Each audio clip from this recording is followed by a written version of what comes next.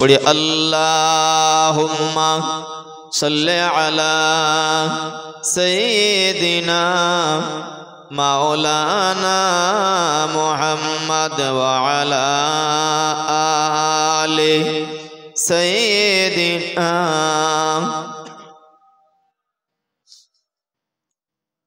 अल्हम्दुलिल्लाह अल्हम्दुलिल्लाह नहमदुहु व नस्तईनुहु व नस्तगफिरुहु व नु'मिनु बिही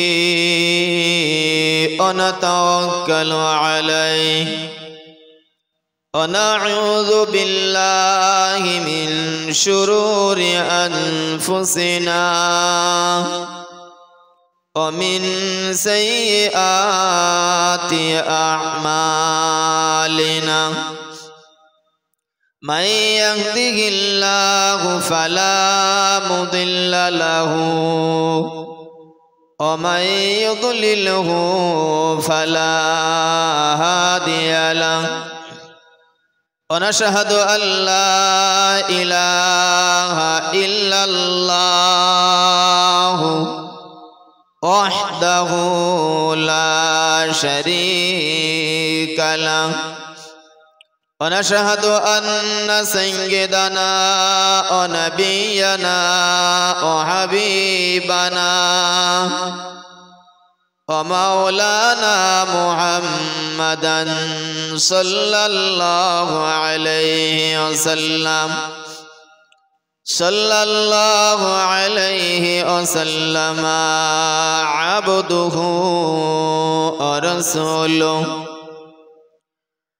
अल्लज़ी अरसलहु बिलहक़्क़ि बशीरन व नज़ीरा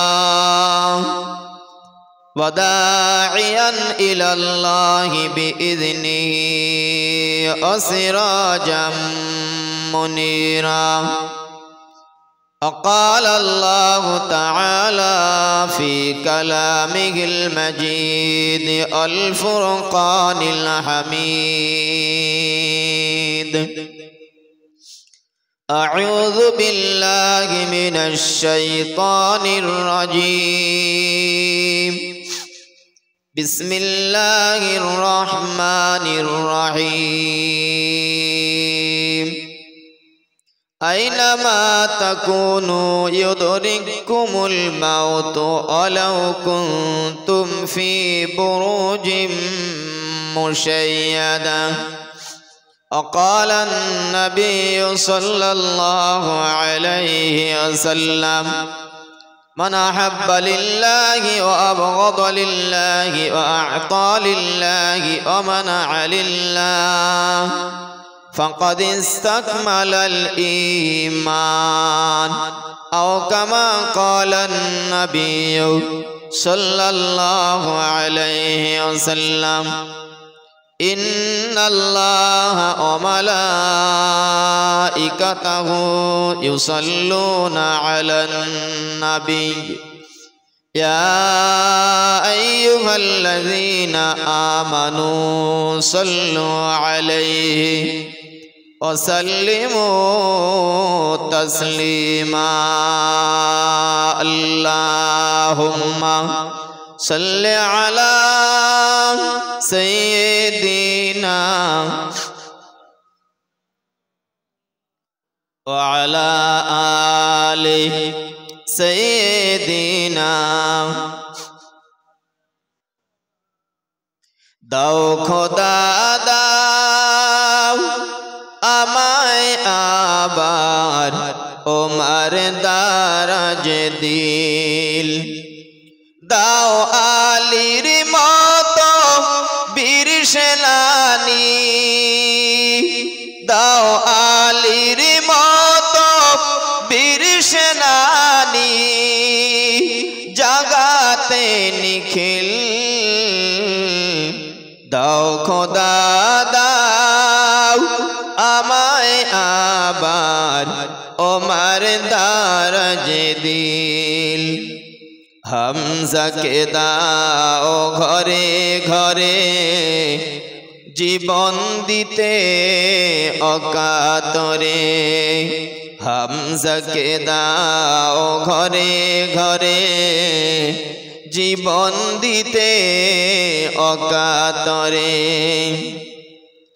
আবার কাবা ভাঙতে এলে, আবার কাবা ভাঙতে এলে, পাঠাও আবাবিল,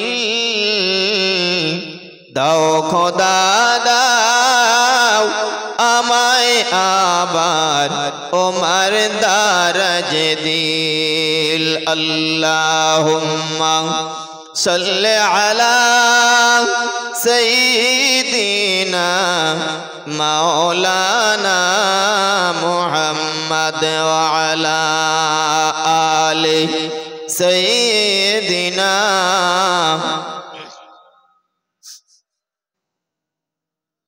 সাল্লাল্লাহু আলাইহি ওয়াসাল্লাম। সম্মানীয় এ সবরেসানি মাহফিল ও ওয়াজ মাজলিসের সভাপতি সাহেব, আমন্ত্রিত উলামায়ে কিরাম, হুফাজে কিরাম, হুজ্জাজে কিরাম, আহত অনাহত সর্বস্তরের শ্রোতা মণ্ডলী, শুকরিয়া আদায় করি মহান আল্লাহর, যিনি পবিত্র এ মজলিস আমাদের দ্বারা ইন্তেজাম করার, কিছু কথা বলা এবং শোনার মতো সুযোগ করে দিয়েছেন। শুকরিয়া স্বরূপ সবাই একটু মিলেমিশে বলি আলহামদুলিল্লাহ, আর একটু জবান ছেড়ে সবাই বলি আলহামদুলিল্লাহ। দরুদ ও সালাম বর্ষিত হোক বিশ্ব নবীর রওজাতুল আতাহারে অবিরাম ধারায়, সবাই বলি সাল্লাল্লাহু আলাইহি ওয়াসাল্লাম। আমার পূর্বে একটি বক্তৃতা আপনারা শুনেছেন, আপনারা তা ভালো জানেন। তবে আমাকে এক্ষুনি বলা হয়েছে যে এই জলসাটা এক কথাই সবরেসানির উদ্দেশ্যে। আমরা সবাই জানি যে কয়েকদিন পূর্বে যিনি বলছিলেন তিনি উল্লেখ করেছিলেন যে আপনি তো শুনেছেন কয়েকদিন পূর্বে একটি ছেলে দুনিয়া থেকে বিদায় নিয়েছেন কোনো অ্যাক্সিডেন্টে। বিশেষত তার রুহের মাগফিরাত সাথে সাথে তামাম পৃথিবীর ইমানদার নরনারী মোমেন মোমেনাত যারা বিদায় নিয়েছেন তাদের রুহের মাগফিরাতের জন্য জলসা, সেই হিসাবে আপনি কিছু কথাবার্তা বলুন। তার মানে আরো সহজে আমরা বুঝি সবরেসানি, মরণ, পরকাল ইত্যাদি এই সম্পর্কে কিছু কথাবার্তা আলাপ আলোচনা হলে মজলিস হিসাবে মানানসই হয়। বিয়ের মজলিসে গিয়ে তো আর মরণের রস করা ঠিক না, মানে ঠিক না বলতে সে জায়গায় সঙ্গে ঠিক সেটিং হয় না। যাই হোক, তিনি বলেছেন সে হিসাবে কোরআন শরীফের একটি আয়াতের অংশ এবং রাসূলের জবানে বর্ণিত এক টুকরো হাদিস পড়েছি, এর উপরেই ভিত্তি করে কিছু কথা বলবো। আল্লাহ যদি তৌফিক দেন, আল্লাহ যেন তৌফিক দান করেন, সবাই বলেন না আল্লাহুম্মা আমিন। প্রথম কথা, আমরা যারা এই জায়গায় আছি আমরা হলাম সবাই ইমানদার। একটু জোরে বলেন সুবহানাল্লাহ, আর একটু মিলেমিশে বলেন না সুবহানাল্লাহ। ইমানদার হিসাবে আমরা বিশ্বাস করি মরণ একদিন না একদিন আমাদের হবেই হবে। আর শুধু ইমানদার না, পৃথিবীতে যত মানুষ এসেছেন আর আসছেন এবং ভবিষ্যতে আসবেন, যত বিষয় আছে মতভেদ করলেও একটি বিষয়ে কারুর মতভেদ নেই, সবাই একমত, ঐক্যমত যে জন্মেছি যখন মরতে হবেই। আর যত বিষয় আছে সব মতভেদ দেখাতে পারে যে আমরা ইমানদার, আমরা মরণের পরে জান্নাত জাহান্নাম, হিসাব, ফুলসিরাত, ওজন পাল্লা, মিজান, হাউজে কাউসার, এগুলো আমরা বিশ্বাস করি।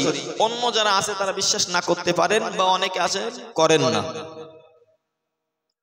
তো আমরা ইমানদার হিসেবে তাদের সঙ্গে আমাদের পার্থক্য হয়ে গেল মরণের পরে হিসাব নিকাশ, জান্নাত জাহান্নাম এগুলো বিশ্বাস করি, অনেকে আছে করে না। এই তো দুটো দল। কিন্তু একটি বিষয়ে সবাই একমত, জন্মেছি যখন মরতে হবে। এবার আপনি বলুন, পৃথিবীতে আল্লাহ আমাদের পাঠিয়েছেন একেবারে সাদা মাটা সহজ কথা, এই জায়গা থেকে এমন কিছু কাজ করে সে জায়গায় যেতে হবে, যেহেতু আমরা ঈমানদার আর বিশ্বাস করেছি হিসাব দিতে হবে, তাহলে গিয়ে যেন হিসাবটা ঠিক মিলাতে পারি। যদি হিসাব ঠিক মেলাতে না পারি তাহলে নাম্বার পাওয়ার আশা করাটাই বোকামি, বরং পাবো না এটাই ধরে নিতে হবে। 2 আর 2 যোগ করে 5 হয় কখন? ছোটবেলা থেকে শুনে এসেছি, ভুল হয় যখন। ঠিক বলিস না ভুল বলিস? বলেন। 2 আর 2 যোগ করে 5 হয় কখন? না ভুল হয় যখন, তখনই 2 আর 2 যোগ করে 5 করা সম্ভব। আমি এই পৃথিবীতে 50, 60, 70 বছরের জিন্দেগিতে জীবন পরিচালনা করতে গিয়ে 2 আর 2 যোগ করে 5 করে দিয়ে যদি কবরে যাই, সেখানে আমি নাম্বার ঠিকঠাক সঠিক পাবো এই আশাটা করা ঠিক বুদ্ধিমানের কাজ হবে? তাহলে এসেছি যখন যেতে হবে, বিশ্বাস রাখি পরকালে আমাদের হিসাব হবে, ঈমানদার হিসাবে এটা বিশ্বাসী। তবে এই গড়ার এই কথাটা যেন ভুলবেন না, 2 আর 2 যোগ করে কিন্তু 4 করে যেতে হবে। 5 করে গেলে আর নাম্বার পাওয়া যাবে না। আচ্ছা, গালের থেকে লবঙ্গ ফেলেছি, আবার বলবেন গালের থেকে খুন্নি ফেলেছে, মহা মুশকিল। কি বলছিলাম? তাহলে ঈমানদার হিসাবে এটি যেমন বিশ্বাস করি আমাদের মধ্যে হবে, এটাও বিশ্বাস করি পরকালে হিসাব দিতে হবে। কাজটি তেমন করা দরকার। আল্লাহ বান্দা শুনে রেখে দিই, কোরআন শরীফের ভিতরে মহান আল্লাহ এজন্য জানিয়ে দিয়েছেন একাধিক আয়াতে, কুল্লু নাফসিন যায়িকাতুল মাউত। মহান আল্লাহ কোরআন শরীফের ভিতরে বললেন, ও বান্দা শুনে রেখে দাও, আমি আল্লাহ যাদের জীবন দিয়েছি, প্রতিটা নফসকে, প্রতিটা জীবন দেওয়া মানুষকে, প্রতিটা প্রাণীকে একদিন না একদিন মৃত্যুর স্বাদ গ্রহণ করতেই হবে। মরণ থেকে পালিয়ে কেউ যেতে পারবে না, এটি আমার আল্লাহ ঘোষণা করে দিয়েছেন। এ কথাটি বলার উদ্দেশ্য হলো এটি, ও বান্দা শুনে রেখে দাও, লাগাম ছাড়া জিন্দেগি তুমি চালাতে পারবে না, লাগাম ছাড়া কাজ তুমি করতে পারবে না, কারণ মরণ তোমার হবে, আর মরণের পরে আল্লাহর কাছে তোমাকে হাজিরা দিতে হবে। শুধু তাই নয় গো, মহান আল্লাহ আবার জানিয়েছেন হাজিরা দিতে হবে, তাই নয় গো, আমি আল্লাহ হাসরের মহাময়দান অনুষ্ঠিত করব। হাসরের মহাময়দানে এই জীবনের যত কর্ম তুমি করেছো, সেদিন 2 এ 2 যোগ করে 4 করে দেখাতে পারলে কপাল ভালো, আর যদি 2 এ 2 যোগ করে তুমি 5 করো, আমি আল্লাহ তোমাকে জানিয়ে দিলাম হাসরের মহাময়দানে এই সঠিক নাম্বার পাওয়ার আশা তুমি করো না, বরং আমি আল্লাহ আমার কাছ থেকে তিরস্কৃত তোমাকে হতে হবে। মহান রব্বুল আলামিন আল্লাহ কোরআন শরীফের ভিতরে আরো জানিয়ে দিয়েছে, হে দুনিয়ার মানুষ শুনে রেখে দাও, আমি আল্লাহ তোমাদেরকে একদিকে যেমন জানিয়েছি জন্মিলেই মৃত্যুবরণ করতে হবে, আমি আল্লাহ এটিও তোমাদেরকে জানিয়ে দিলাম নির্দিষ্ট সময়েই তোমাদের মরণ হবে। হয়তো তুমি ভাবতে পারো কেউ অ্যাক্সিডেন্টে মারা গিয়েছে, এ হয়তো অকালে ঝরে গিয়েছে। আমাদের ভিতরে একটি কথাও ছড়িয়ে আসে, অকালে মরণ হয়েছে না বাবা, অকালে মরণ কারোর হয় না। মরণ যে সময়ে লেখা থাকে ওই সময়েই মরণ তারা হয়।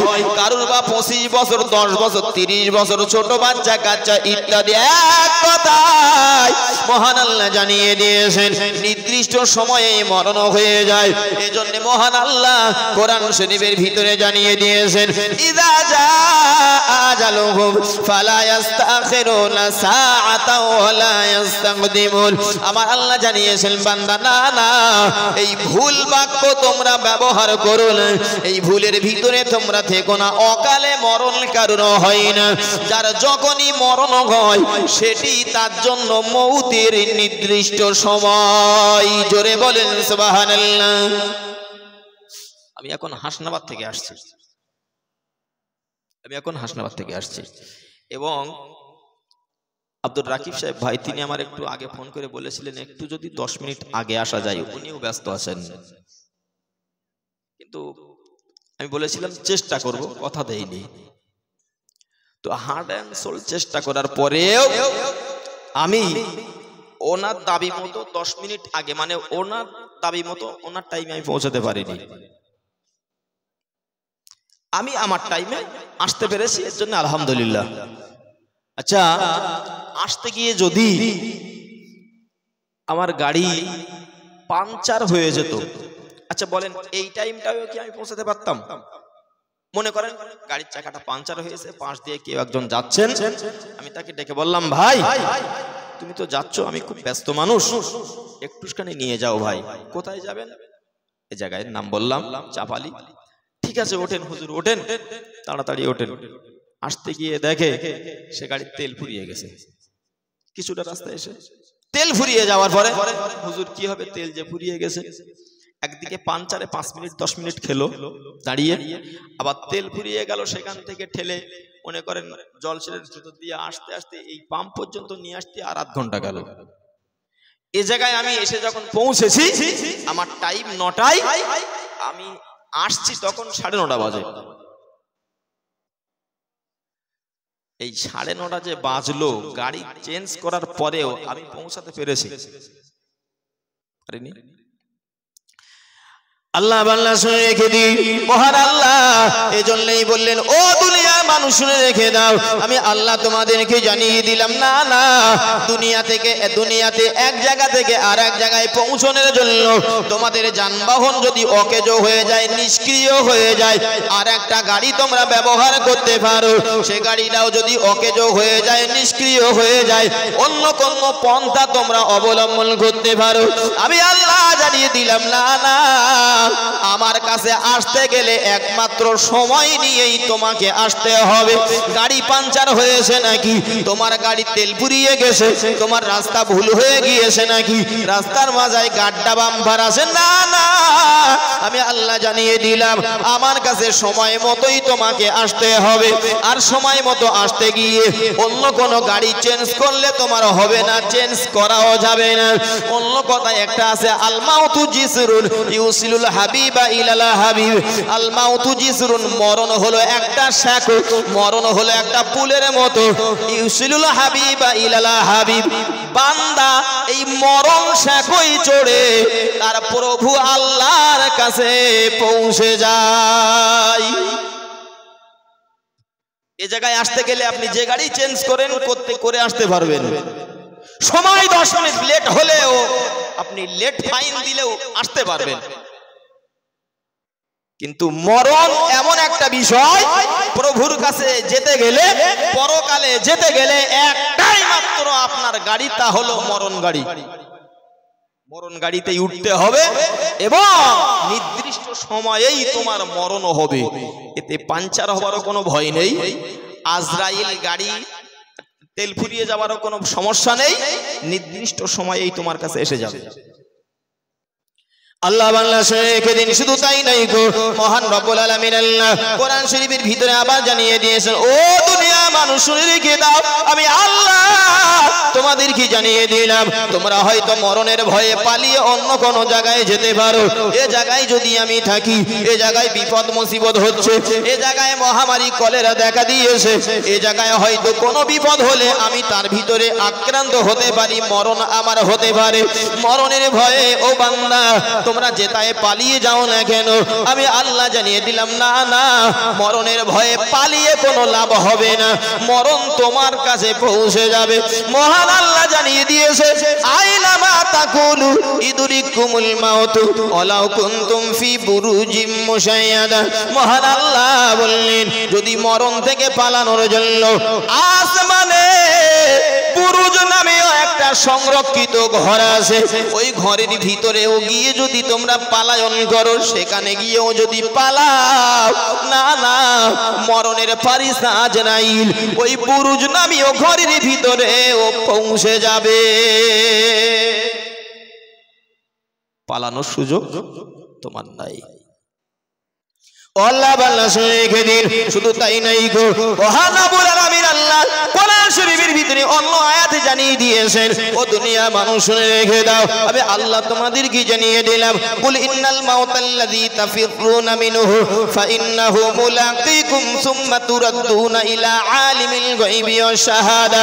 মহান আল্লাহ কোরআন শরীফের ভিতরে মরণ সম্পর্কে জানিয়ে দিয়েছেন, ইন্নাল মাউত, মরণটা এমন একটি বিষয়, নিশ্চয়ই মরণটা এমন একটি বিষয়, আল্লাযী তাফিরুনা মিনহু, যে এই মরণ থেকে পালায়ন করতে যায়, আমি আল্লাহ তোমাদেরকে জানিয়ে দিলাম, সতর্ক করে দিলাম, ফাইন্নাহু মুলাকিকুম, অবশ্যই মরণ তোমার সঙ্গে আলিঙ্গন করবে, আর মরণ হয়ে যাবে মানে সুম্মা তুরাদ্দুনা ইলা আলিমিল গায়বি ওয়াশ শাহাদা, যিনি এমন করে সমস্ত অদৃশ্যের খবর রাখেন, ওই মহান আল্লাহর কাছে তোমাকে ফিরে যেতেই হবে।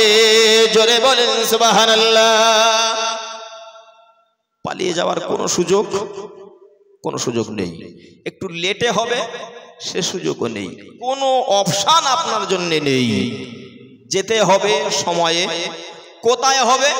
মহান রব্বুল আলামিন আল্লাহ কোরআন শরীফের ভিতরে আরো জানিয়ে দিয়েছেন, ও বান্দা শুনে রেখে দাও, আমি আল্লাহ তোমাকে জানিয়ে দিলাম, তুমি যেখানেই পালায়ন করো না কেন, তোমার মরণ তুমি চাও তোমার বাড়িতে হোক, কিন্তু না না, তোমার মরণ যদি লেখা থাকে এখান থেকে কলিকাতাতে, সেখানেই যেভাবেই হোক তোমাকে পৌঁছে যেতে হবে। তোমার মরণ যদি লেখা থাকে হাটের মাঝায়, তোমার মরণ যদি লেখা থাকে মাঠের মাঝায়, তোমার মরণ যদি লেখা থাকে পুকুরের ভিতরে, তোমার মরণ যদি লেখা থাকে গাছের উপরে, আমার আল্লাহ জানিয়ে দিয়েছেন সেখানেই তোমার মরণ হয়ে যাবে। মহান আল্লাহ কোরআন শরীফের ভিতরে জন্যই জানিয়ে দিয়েছেন, ও দুনিয়ার মানুষ শুনে রেখে দাও, আমি আল্লাহ তোমাদেরকে জানিয়ে দিলাম কয়েকটি বিষয় আমি আল্লাহ ছাড়া কেউ জানেন না। এই আয়াতে মহান আল্লাহ 5টি বিষয়ের কথা বলেছেন, 5টির ভিতরে আজকের বিষয়ের সঙ্গে সম্পৃক্ত। আমার আল্লাহ বললেন, ওমা তাদরি নাফসুম বিআইয়ি আরদিন তামুত। মহান আল্লাহ জানিয়ে দিয়েছেন, ও বান্দা, কার কোথায় মরণ হবে একমাত্র আমি আল্লাহ ছাড়া আর কেউ জানে না। আমি আল্লাহই জানি মরণ হবে, এটি বিশ্বাস করি, কবে হবে এটি আমরা কেউ জানি না, কোথায় হবে এটি আমরা কেউ জানি না। নির্দিষ্ট সময়ে মরণ হবে ঈমানদার হিসাবে আমরা কোরআন হাদিস থেকে তা বুঝতে পারি। দায়িত্ব শুধু একটাই, বিশ্বাস যদি করি তাহলে 2 যোগ করে যেন 4 করে যেতে পারে। ও আল্লাহ বান্দা শুনে রেখে দিন, শুধু তাই নয় গো, মহান রব্বুল আলামিন আল্লাহ কোরআন শরীফের ভিতরে আরো জানিয়ে দিয়েছেন, ও দুনিয়ার মানুষ তোমরা শুনে রেখে দাও। এতগুলি আয়াত বলার পরে আমি এবার আপনাদেরকে বোঝাতে চাই ওই আয়াতটি। মহান আল্লাহ ঈমানদারদের ডেকে বললেন, যেহেতু ঈমানদারেরাই এগুলো বিশ্বাস করেন, মরণের পরে জান্নাত, মরণের পরে হিসাব, মরণের পরে পুলসিরাত, মরণের পরে মিজান, মরণের পরে এক কথায় আল্লাহর দিদার, এগুলো ঈমানদারেরাই বিশ্বাস করেন। সেজন্যই মহান আল্লাহ কোরআন শরীফের ভিতরে ঈমানদারদের ডেকে বললেন, ইয়া আইয়ুহাল্লাযীনা আমানুত্তাকুল্লাহা হাক্কা তুকাতিহি ওয়া লা তামুতুন্না ইল্লা ওয়া আনতুম মুসলিমুন। আল্লাহ বললেন, হে ঈমানদার সম্প্রদায়, হাক্কা তুকাতিহি, তোমরা আল্লাহকে অধিক পরিমাণ ভয় করো, যেমন ভয় করলে জাহান্নাম থেকে বাঁচতে পারো। পরের অংশে আল্লাহ বললেন, ওয়ালা তামুতুন্না ইল্লা ওয়া আনতুম মুসলিমুন, ঈমানদার না হয়ে যেন মৃত্যুবরণ করো না। এই কথাটি আল্লাহ ঈমানদারদের ডেকে বললেন যে ঈমানদার না হয়ে যেন তোমরা মরো না। মনে হচ্ছে মরণের দায়িত্ব খানিকটা আমাদের উপরে আছে, এরকম মনে হচ্ছে না? যে ঈমানদার না হয়ে যেন মরো না, তার মানে কি আমি এখন মরবো না, এখন আমি ঈমানদার না, যখন মরবো ইচ্ছা করব ঈমানদার হয়ে তাই মরবো, এরকম হয়েছে হিসাব, মানে বাহ্যিক দৃষ্টিতে। আসলে বিষয়টা কি তাই? নিশ্চিত আপনারা তা বুঝতে পারছেন, বিষয়টা এরকম না। যদি তাই হতো তাহলে মহান আল্লাহ মরণের নির্দিষ্ট সময় আমাদের জানিয়ে দিতেন যে বাকিবিল্লাহ তোমার মরণ কিন্তু হবে ৪৫ বছর বয়সে। ৪৪ বছর পর্যন্ত যা ইচ্ছা করে নিতাম, এক বছরে মানে শেষ বছরটায় আল্লাহর ওলি হয়ে যেতাম, মসজিদে উঠতাম, তার লাভদাম না। ইমানদার ওই বছরে মরণ হয় মানে ইমানদার হয়ে যায় মরণ। বিষয়টা এরকম না। যদি জানাই থাকতো যে আমার মৃত্যু হবে পৌষ মাসের ৪ তারিখে গাঁড়াকুপের বাজারে, তাহলে বাকিবিল্লার গাড়ি আজ আমতা ঘুরে এ জায়গায় আসতো মনে হচ্ছে? এ জায়গায় আসতো না। কারণ আমার জানা আছে যে পৌষ মাসের ৪ তারিখে রাত ১১টার দিকে মৃত্যু হবে বাকিবিল্লা তোমার গাঁড়াকুপির বাজারে। আপনি কোটি টাকা দিলেও এ দাউত নেবার কোনো সুযোগ ছিল না। আল্লাহ বান্দা শুনে রেখে দিন। আর একটি ইসরাইলি রিওয়ায়াত আপনার কাছে আমি বিবরণ দেই। নবী আমার জানিয়েছেন ইসরাইলি রিওয়ায়াত গুলো বর্ণনা করার জন্য। ও আল্লাহ বান্দা শুনে রেখে দিন, বিশ্বনবী মুহাম্মদুর রাসূলুল্লাহ সাল্লাল্লাহু আলাইহি ওয়াসাল্লাম ইসরাইলি রিওয়ায়াত বর্ণনা করতে বলেছেন। নবী সুলাইমান আলাইহিস সালাতু সালামের জামানার একটি কথা আমি আপনাকে শোনাই। নবী সুলাইমান আলাইহিস সালাতু সালাম তিনি পাখির ভাষা বুঝতেন, তিনি এমন করে সমস্ত সৃষ্টি জীবের কথা বুঝতেন। আল্লাহ তাকে তৌফিক দান করেছিলেন। ও আল্লাহ বান্দা শুনে রেখে দিন, নবী সুলাইমান আলাইহিস সালাম কোন একদিন তিনি তার মন্ত্রীদের নিয়ে একটি জায়গাতে বসে মিটিং করছিলেন। আল্লাহর নবী সুলাইমান আলাইহিস সালাম লক্ষ্য করে দেখেন সে জায়গায় আল্লাহর ফেরেশতা আজরাইল এসে হাজির। আল্লাহর ফেরেশতা আজরাইল সে জায়গায় এসে হাজির হয়ে নবী সুলাইমান আলাইহিস সালামের এক মন্ত্রীর দিকে চোখ বড় করে তাকিয়ে আছেন একভাবে। যার দিকে দেখা হচ্ছে মানে আজরাইল আলাইহিস সালাম যার দিকে দেখছেন তার একটু মনের ভিতরে মনে হলো কি ব্যাপার, ইনি আমার দিকে একভাবে এক দৃষ্টিতে তাকিয়ে আছেন, বিষয়টা কি? ইনি পরিচয় জানতে চেয়েছেন, এই অপরিচিত ব্যক্তি ইনি কে?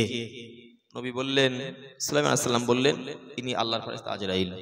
আচ্ছা বলেন এবার আর খানিকটা বুঝতে সহজ হবে না হবে না? তাহলে আমার এবারে জান কবজ হতে পারে।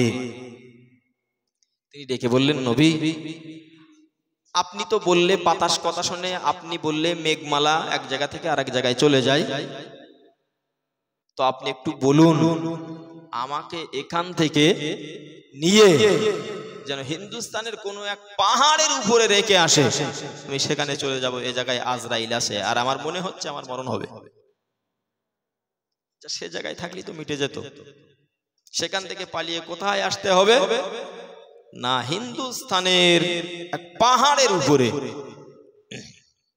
আল্লাহ বান্দা শুনে রেখে দিন, নবী সুলাইমান আলাইহিস সালাতু সালাম এক মুহূর্ত দেরি না করে ডাক দিয়ে মেঘমালাকে হুকুম করে দিয়েছেন, যাও ও মেঘমালা যাও, চলে যাও, আমার এই মন্ত্রীকে নিয়ে হিন্দুস্তানের অমুক পাহাড়ের উপরে রেখে এসো। আল্লাহ বান্দা শুনে রেখে দিন, আল্লাহর ফেরেশতা আজরাইল আলাইহিস সালাম সে জায়গায় বসে আছেন। মেঘমালা এসে সঙ্গে সঙ্গে ওই মন্ত্রী মশাইকে নিয়ে চলে গিয়েছে। মেঘমালা এসে নিয়ে হিন্দুস্তানের ওই পাহাড়ের উপরে রেখে এসেছে।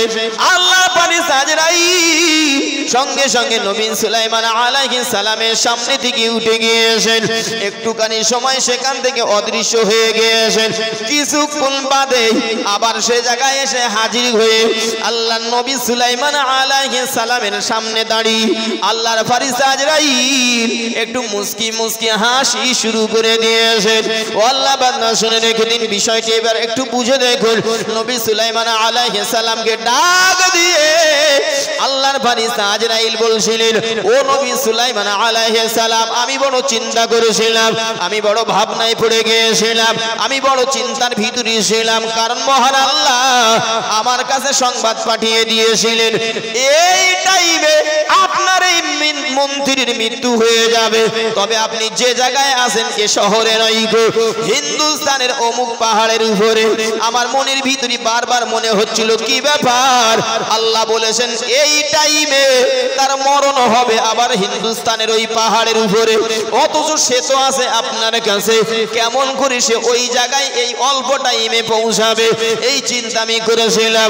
আল্লাহ বান্দা শুনে রেখে দিন, নবী সুলাইমান আলাইহিস সালামের সামনে দাঁড়িয়ে আল্লাহর ফেরেশতা আজরাইল বলেছিলেন, ও নবী সুলাইমান, আপনি যে হাওয়াকে, যেই মেঘমালাকে আদেশ দিয়েছেন নিয়ে যেতে, মেঘমালা তাকে নিয়ে গিয়েছে, নির্দিষ্ট সময় হয়ে গিয়েছে।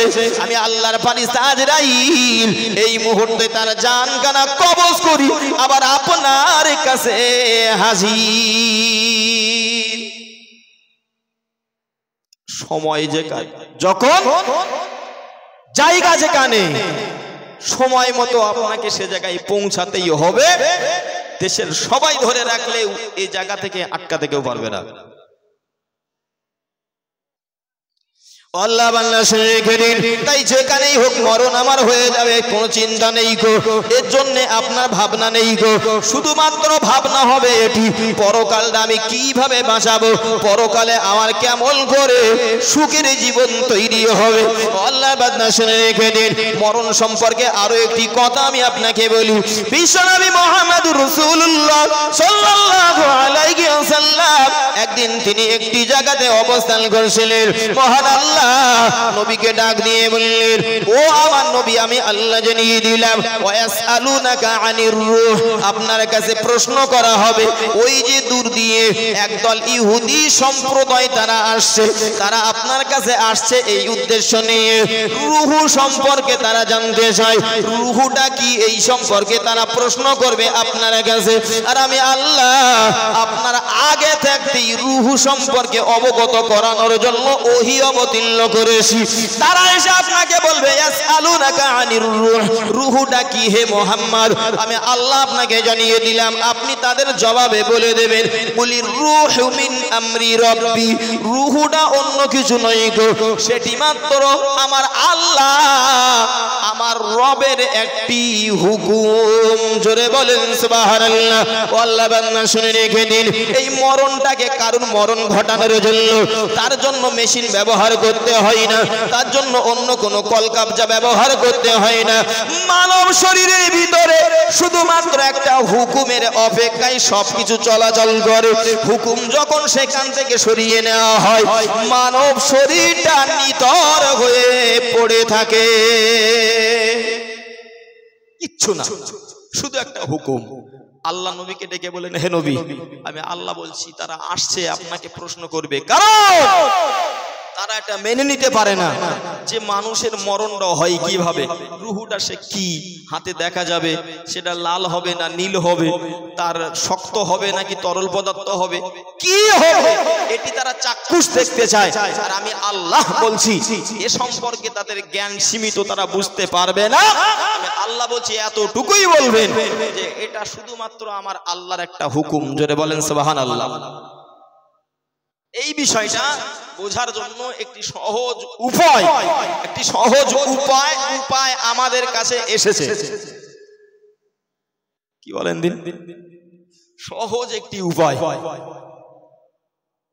আল্লাহ বান্দা শুনে রেখে দিন, যদিও উদাহরণ একটু যদি খেয়াল করে শোনেন তাহলে বুঝবেন বাবা, একটা হুকুমে কত কিছু হয়ে যায়। আমার একটা হুকুমে অনেক কিছুই ঘটে যেতে পারে, রক্তাক্ত মারামারি কাটাকাটি হানাহানি আমার এক হুকুমে হয়ে যায়, আবার আমার এক হুকুমে অশান্ত পরিবেশ শান্ত হয়ে যায়। এমনটি হয় না? হাজার মানুষের ভিতরে যদি আমার মতো একজন সাধারণ মানুষের হুকুমে অশান্ত পরিবেশ শান্ত হয়, আবার শান্ত পরিবেশ উত্তপ্ত হতে পারে। মহান আল্লাহ যে মানব সৃষ্টি করেছেন তার হুকুমে এই চলাচল করা, এই শরীরটা নিতার হতে পারে না। আবার তিনি হুকুম করলে অচল শরীরটা সচল হতে পারে না। ও আল্লাহ বান্দা শুনে রেখে দিন, বোঝার জন্য আরো এক ধাপ এগিয়ে গিয়ে আপনাকে শুনিয়ে দেই, আমাদের দেশে বর্তমান যে টাকাগুলো আছে এই টাকার আগে আমরা দেখেছি অন্য টাকা। আমাদের পিরিয়ডে নোটবন্দি হয়েছে কত সালে? 2016 সালে এই নোটটা বন্দি হয়েছিল।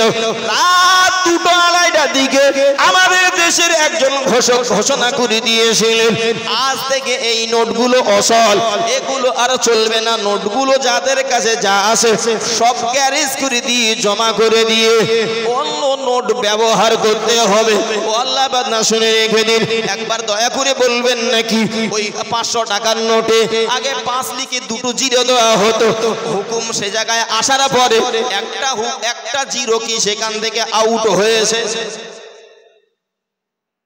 500 লিখতে গেলে 5 লিখে 2টো জিরো, আগের নোটেও যা ছিল এখনো তাই আছে।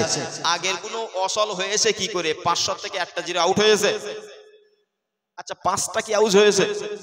1000 লিখতে গেলে 1 দিয়ে 3টে জিরো, একটা জিরো আউট হয়েছে নাকি একটা 1 আউট হয়েছে? কিচ্ছু হয়েছে, সব ঠিকঠাক, শুধু হুকুম হয়েছে আজ থেকে অচল।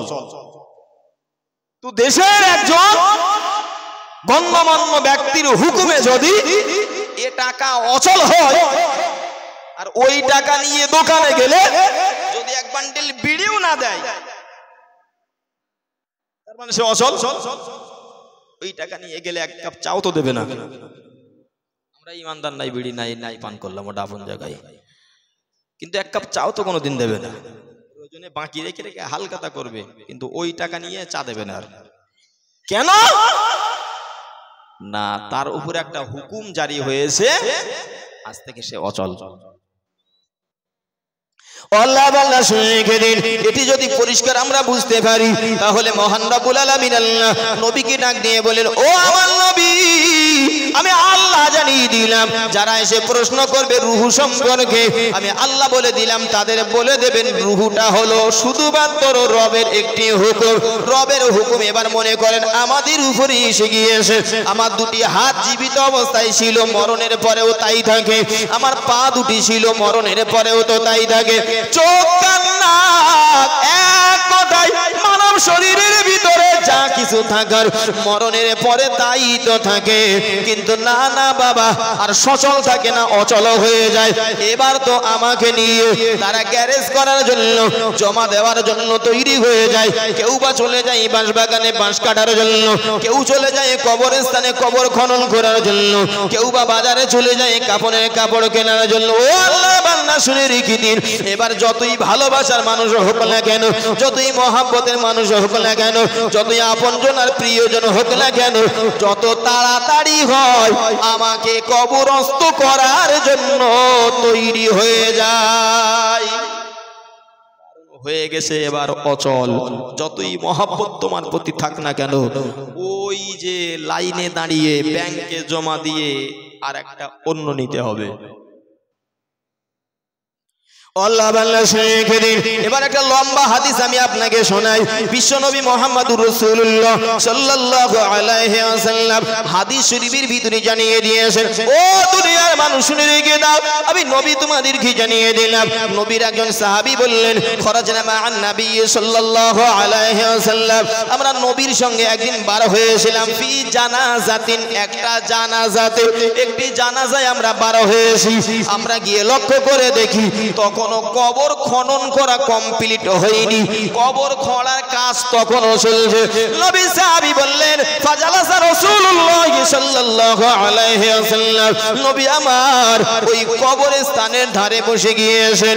ফাজালাসনা হাওলাহু, সাহাবী বললেন আমরাও সে জায়গায় বসে গিয়েছি, তখনও কবর খোঁড়া কমপ্লিট হয়নি। এজন্য বসে বসে বসে বসে আমরা সে জায়গায় অপেক্ষা করেছিলাম।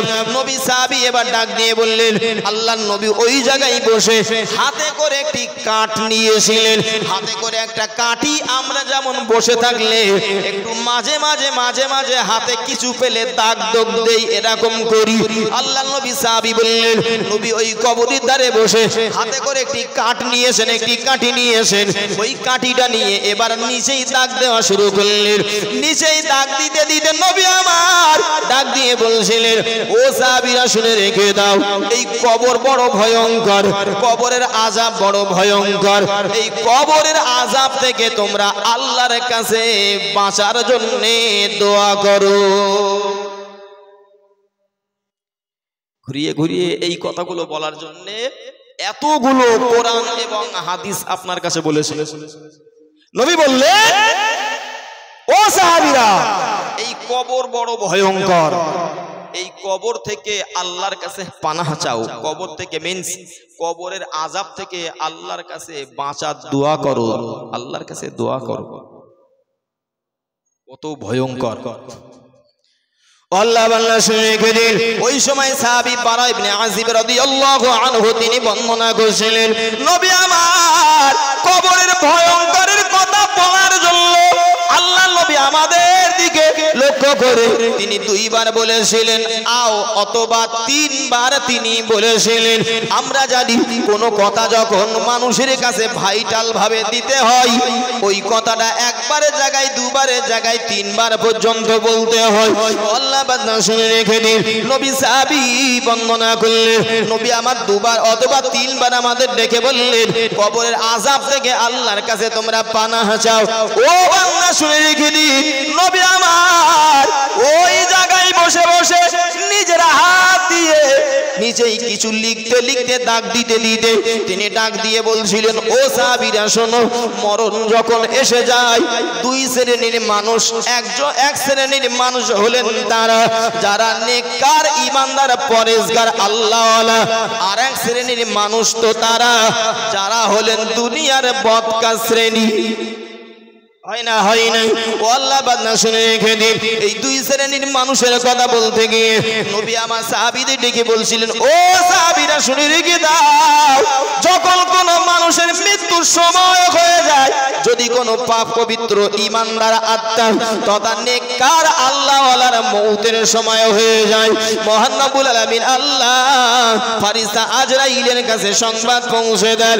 ফারিস্তা আজরাইল একা নন, একা নয়, তিনি হাজারে হাজারে ফারিস্তাদের সঙ্গী করে নিয়ে ওই ব্যক্তির কাছে জান কবজ করার জন্য হাজির হয়ে যান। ও আল্লাহ বান্দা শুনে রেখে দিন, হাজারে হাজারে ফারিস্তা তাদের দূরে দাঁড় করিয়ে দিয়ে রেখে আসেন।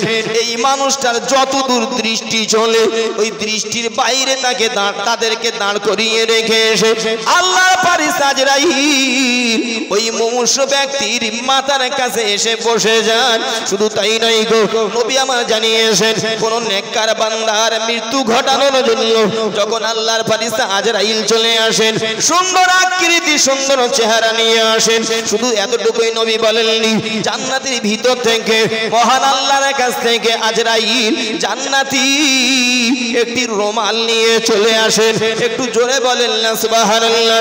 শুধু জান্নাতি রুমাল নয় গো, নবী আমার আবার জানিয়ে দিয়েছেন, জান্নাতি খুশবু, জান্নাতি আতর নিয়ে আল্লাহর ফারিস্তা আজরাইল ওই নেককার বান্দার জান কবজ করার জন্য মাথার কাছে এসে বসে যান। এজন্যই অনেক নেককার বান্দা আগে থাকতে কিছু বলতে পারেন যে আমার কিন্তু মৃত্যু হয়ে যাবে। এরকম আপনারা শুনেছেন না? আমরাও শুনেছি যে খোকা এই জায়গাগুলো পরিষ্কার করে রেখে দিও, আমার মরণ হয়ে যাবে হয়তো, আর হয়তো বাঁচবো না, তোমরা এটা করো ওটা করো ইত্যাদি। ভালো ব্যক্তির কাছে ফারিস্তা আজরাইল যেমন আসেন, ও মন্দ ব্যক্তির কাছেও ফারিস্তা আজরাইল আসেন, এবং মন্দ ব্যক্তিও তা বুঝতে পারে কিছু আগে যে আমার আর পৃথিবীতে থাকার সময় নেই। ও আল্লাহ বান্দা নবী আমার জানিয়েছেন, ফারিস্তা আজরাইল ভালো বান্দার কাছে মাথার কাছে এসে বসে যান। মাথার কাছে এসে বসে গিয়ে এবার ডাক দিয়ে বলতে থাকেন, ইয়া আইয়াতুহান নাফসুত তাইয়্যিবা। ডাক দিয়ে বলতে থাকেন, ওগো ভালো নফস, ওগো ভালো আত্মা। কারণ মরণ হয়তো নফসের, আর মরণটা হলো আল্লাহর হুকুম। মৃত্যু হয় নফসের। মহান আল্লাহ জানিয়েছেন কুল্লু নাফসিন যায়িকাতুল মাউত, প্রত্যেকটা নফসকে মৃত্যুর স্বাদ গ্রহণ করতে হয়। যেটা মরণ হয় সেটা হলো নফস, আর এই যার হুকুম সেটি হলো রবের হুকুম। একটু জোরে বলেন না সুবহানাল্লাহ। আল্লাহর ফেরেশতা আজরাইল এবার মাথার কাছে বসে ভালো ব্যক্তি হলে ডাক দিয়ে বলতে থাকেন, ইয়া আয়াতুহান নাফসুত তাইয়্যিবা, হে ভালো আত্মা, পবিত্র নফস, তুমি উখরুজি, তুমি বার হয়ে চলে এসো, ওই রবের দিকে বার হয়ে চলে এসো যে রব তোমার প্রতি রাজি, তোমার উপরে খুশি, যে রবের কাছে আছে তোমার জন্য ক্ষমা। সুবহানাল্লাহ মিলেমিশে বলেন। ফেরেশতা আজরাইল বলতে থাকে, হে পবিত্র নফস, তুমি বার হও, ওই দিকে বার হও যে রব তোমার প্রতি খুশি রাজি এবং যে রবের কাছে তোমার জন্য আছে ক্ষমা। জোরে বলেন সুবহানাল্লাহ। ও আল্লাহ বান্দা শহীদিন কোনো বাহানা না করে নির্দিষ্ট সময় যখন হয়ে যায়, ওই নেককার বান্দার শরীরের ভিতর থেকে এই ভালো নফস এবার বাইরে চলে আসে। আল্লাহর ফেরেশতা আজরাইল নফসটাকে হাতে করে নিয়ে নেয়। নফসটাকে হাতে করে নিয়ে নেওয়ার পরে ওই যে দূরে যে সমস্ত ফেরেশতারা দাঁড়িয়েছিলেন তাদের কাছে যখন চলে যান, আল্লাহর ফেরেশতা তাদের কাছে নফসটাকে উঠিয়ে দেন। তারা নফসটাকে আনন্দের সঙ্গে গ্রহণ করেন, জান্নাতি ওই রুমালে জড়িয়ে নেন, জান্নাতি খুশবু তার নফসের উপরে লাগিয়ে দেন।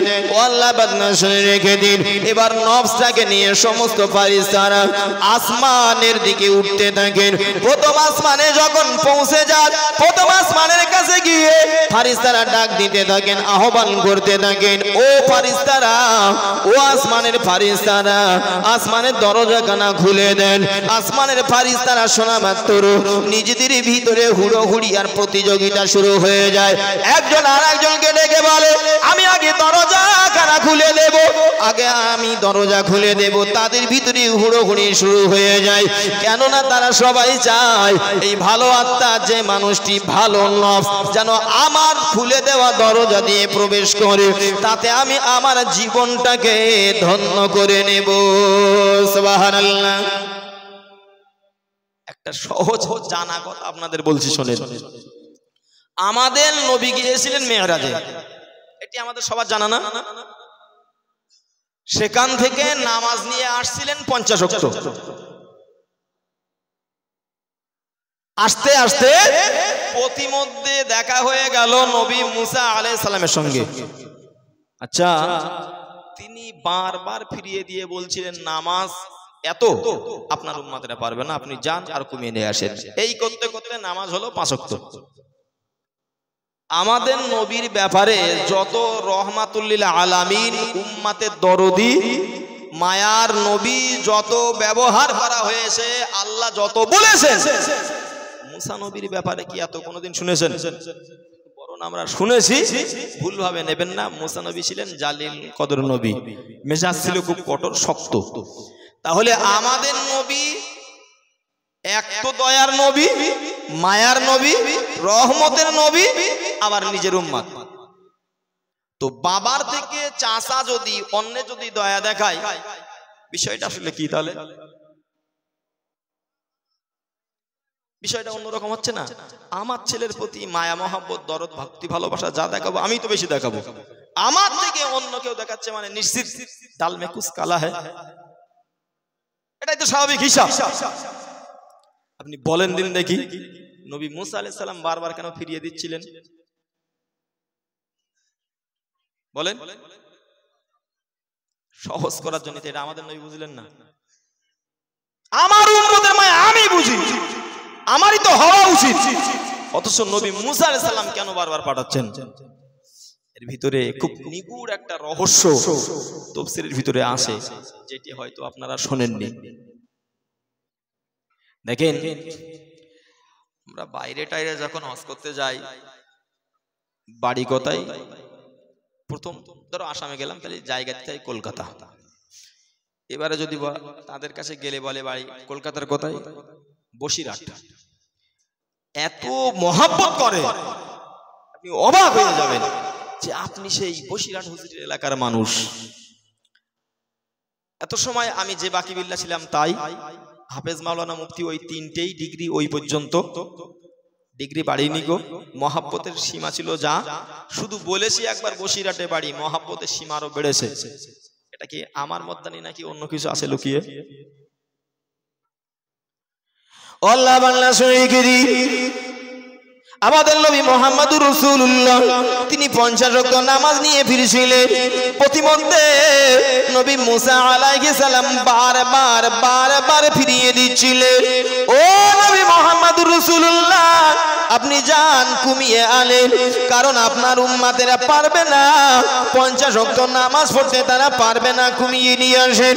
তাফসীরের ভিতরে নিগুড় একটা রহস্য লুকিয়ে আছে, লিপিবদ্ধ আছে। নবী মুসা আলাইহিস সালাতু সালাম আল্লাহকে দেখতে চেয়েছিলেন। আল্লাহ বললেন লান তারানি, কখনোই দেখতে পাবে না, ওয়ালাকিন ইনজুর ইলাল জাবালি, না না ওই ইতিহাস আমি আপনাকে বলতে চাচ্ছি না, জানা মানুষ শুধু স্মরণ করালাম। নবী মুসা আলাইহিস সালাতু সালাম পাহাড়ের উপরে ওঠার পরে বেহুশ হয়ে তিনি পড়ে গিয়েছিলেন, তবে মনের ভিতরে আশা আল্লাহকে দেখার ছিল। আর আল্লাহ বললেন লান তারানি, লান এমন একটি শব্দ কখনোই দুনিয়াতে সম্ভব না। মুসা বললেন আমি দেখতে চেয়ে আবেদন করে আপিল করে হলো না, বরং আল্লাহ এমন শব্দ ব্যবহার করেছে কখনোই সম্ভব না। যে মুহাম্মদ আল্লাহকে দেখে এসেছে, অন্তত ওই চোখ দুটো দেখে আমি জীবনকে ধন্য করি। জোরে বলেন সুবহানাল্লাহ, আর একটু খুশি হয়ে বলেন সুবহানাল্লাহ।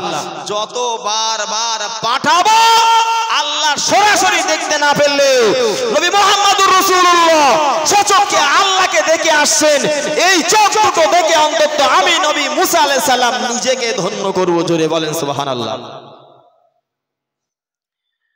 ভালো বান্দার আত্মা, ভালো বান্দার রূহ যখন আসমানে ওঠানো হয়, আসমানের ফারিস্তারা নিজেদের ভিতরে প্রতিযোগিতা করতে থাকেন যে অন্তত আমি খুলে দেব দরজা, আমার খোলা দরজা দিয়ে প্রবেশ করবে, আমার জীবনটা ধন্য হবে, একজন ভালো মানুষ এসেছে। যারা বলেন সুবহানাল্লাহ। আমাদের নবী মক্কা ছেড়ে যখন মদিনায় যাচ্ছিলেন, আপনাদের জানা কথা, তো দাঁড়াবেন কোথায়, কার বাড়িতে উঠবেন, রাসূল ঘোষণা করে দিয়েছে যার বাড়ির সামনে গিয়ে আমার উট বসে যাবে সেটা আমার স্থান হবে থাকার। সবাই বাড়ির সামনে সুন্দর করে ঘাস, এক কথায় কাঁচা কিছু দিলে যার লোভে পড়ে নবী সাল্লাল্লাহু আলাইহি সাল্লামের আল কসওয়া নামক উটটা খাওয়ার লোভে সে জায়গায় বসে যাবে, আমার বাড়ির মেহমান হবে, তাতে আমি বড় খুশি হব। যদি বিশ্ব কুখ্যাত কোনো দাতাল মাতাল চোর ডাকাত এমনি মেরে নেয়, আলাদা কথা, ডেকে এনে মারে, আবার টাকা নাই ইত্যাদি, এ যদি এরকম কোনো অফার ছাড়ে যে আমার উট যার বাড়ি দাঁড়াবে তার বাড়ি আমি থাকবো, বলেন দিন বাড়ির সামনে সবাই মনে হয় কাঁচা সবজি আর কিছু রাখবে? খবরদার, যা থাকবে সেগুলো ছিঁড়ে দেবে। যদি ভুল করে একবার এই জায়গায় দাঁড়িয়ে খাই তাহলে আমার কপালে বিপদ আছে। আমার বাড়ি থাকবে সারা জীবন, প্রয়োজনে আমার ব্যবহার করবে, হয়তো আমার জীবনটাও শেষ করতে পারে। তাহলে মন্দ হলে তাকে গ্রহণ কেউ করতে চান না। ঠিক আল্লাহর ফারিস্তারা তারা এই ভালো আত্মা পেয়ে নিজেদের গর্ববোধ মনে করবেন। আল্লাহ আল্লাহ শরীকের এজন্যই তো প্রথম আসমানে যখন আল্লাহর ফারিস্তা আজরাইল সমস্ত ফারিস্তাদের নিয়ে ভালো ব্যক্তির রূহ নিয়ে প্রথম আসমানে যখন উঠবেন, আসমানের ফারিস্তাদের ডাক দেওয়া হবে, তাদের ভিতরে দরজা খুলে দেওয়ার একটা প্রতিযোগিতা শুরু হয়ে যাবে। আমি দরজা খুলে দেব, জান্নাত আসমানের দরজা আমি খুলে দেব, আমার খুলে দেওয়া দরজা দিয়ে আল্লাহর ভালো বান্দা আসমানে উপবেশন করবে, আসমানে উঠবেন। ও আল্লাহ বান্দা শুনে রেখে দিন, প্রথম আসমানের দরজা খুলে দেওয়া হবে। প্রথম আসমানের দরজা খুলে দেওয়ার পরে আসমানের ফারিস্তারা ডাক দিয়ে বলতে থাকবেন, ও ফারিস্তা কার রূহ নিয়ে এই আসমানে আপনারা উঠে এসেছেন, কার রূহ নিয়ে এসেছেন? নবী আমার ওই কবরের দাঁড়িয়ে বসে বসে সাহাবীদের ডাক দিয়ে বলছিলেন। এবার ফারিস্তারা জবাব দিয়ে বলেন, ও ফারিস্তারা, এমন একজন ব্যক্তির রূহ নিয়ে এসেছি, অমুকের ছেলে অমুক, আর দুনিয়াতে যে নামটি পরিচিত ছিল, কেউ বা হাবেজ সাহেব, কেউ মাওলানা, কেউ মুফতি, কেউ হাজী সাহেব, কেউ বা দরবেশ, কেউ সুফি সাহেব, এক কথায় দেশের মানুষ ভালোবেসে যে নামটি দিয়ে তাকে ডাকতো, ওই উপনামের পরিচয় ঘটিয়ে আসমানের ফারিস্তাদের কাছে ঘোষণা করা হবে, অমুকের রূহ নিয়ে এসেছি।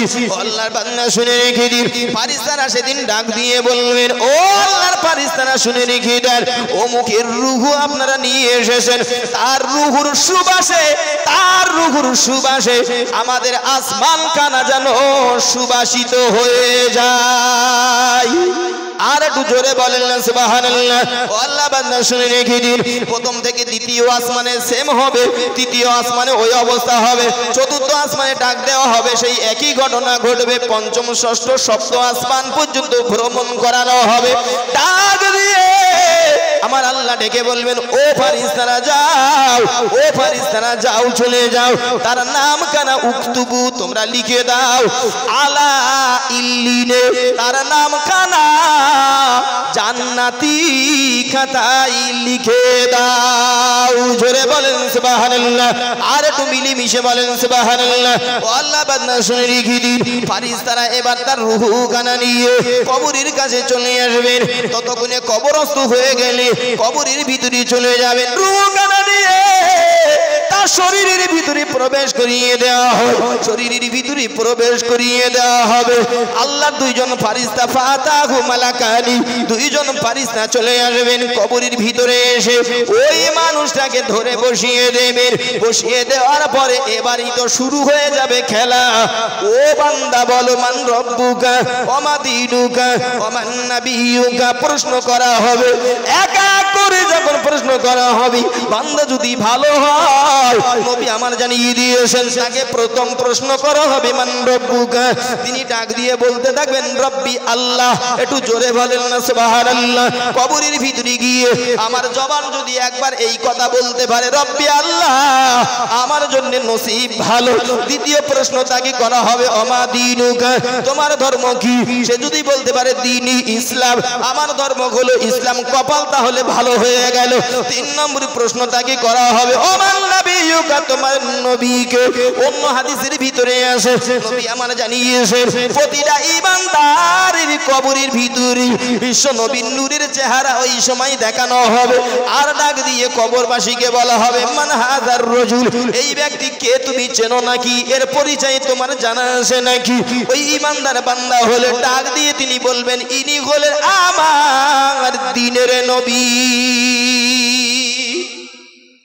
ও আল্লাহ বান্দা শুনে রেখে দিন, এতটুকুই শেষ নাই গো। নবী আমার ডাক দিয়ে বলছিলেন, ও সাহাবীরা শুনে রেখে দাও, আমি নবী তোমাদেরকে জানিয়ে দিলাম, কবরের ভিতরে যখন ওই ভালো মানুষটা, নেককার বান্দা যখন এই তিনটি প্রশ্নের জবাব দিতে পারে, ফানাদা, একজন আহ্বানকারী ডাক দিয়ে বলতে থাকেন, মিনাস সামাই, আসমান থেকে একজন আহ্বানকারী ডাক দিয়ে বলতে থাকেন।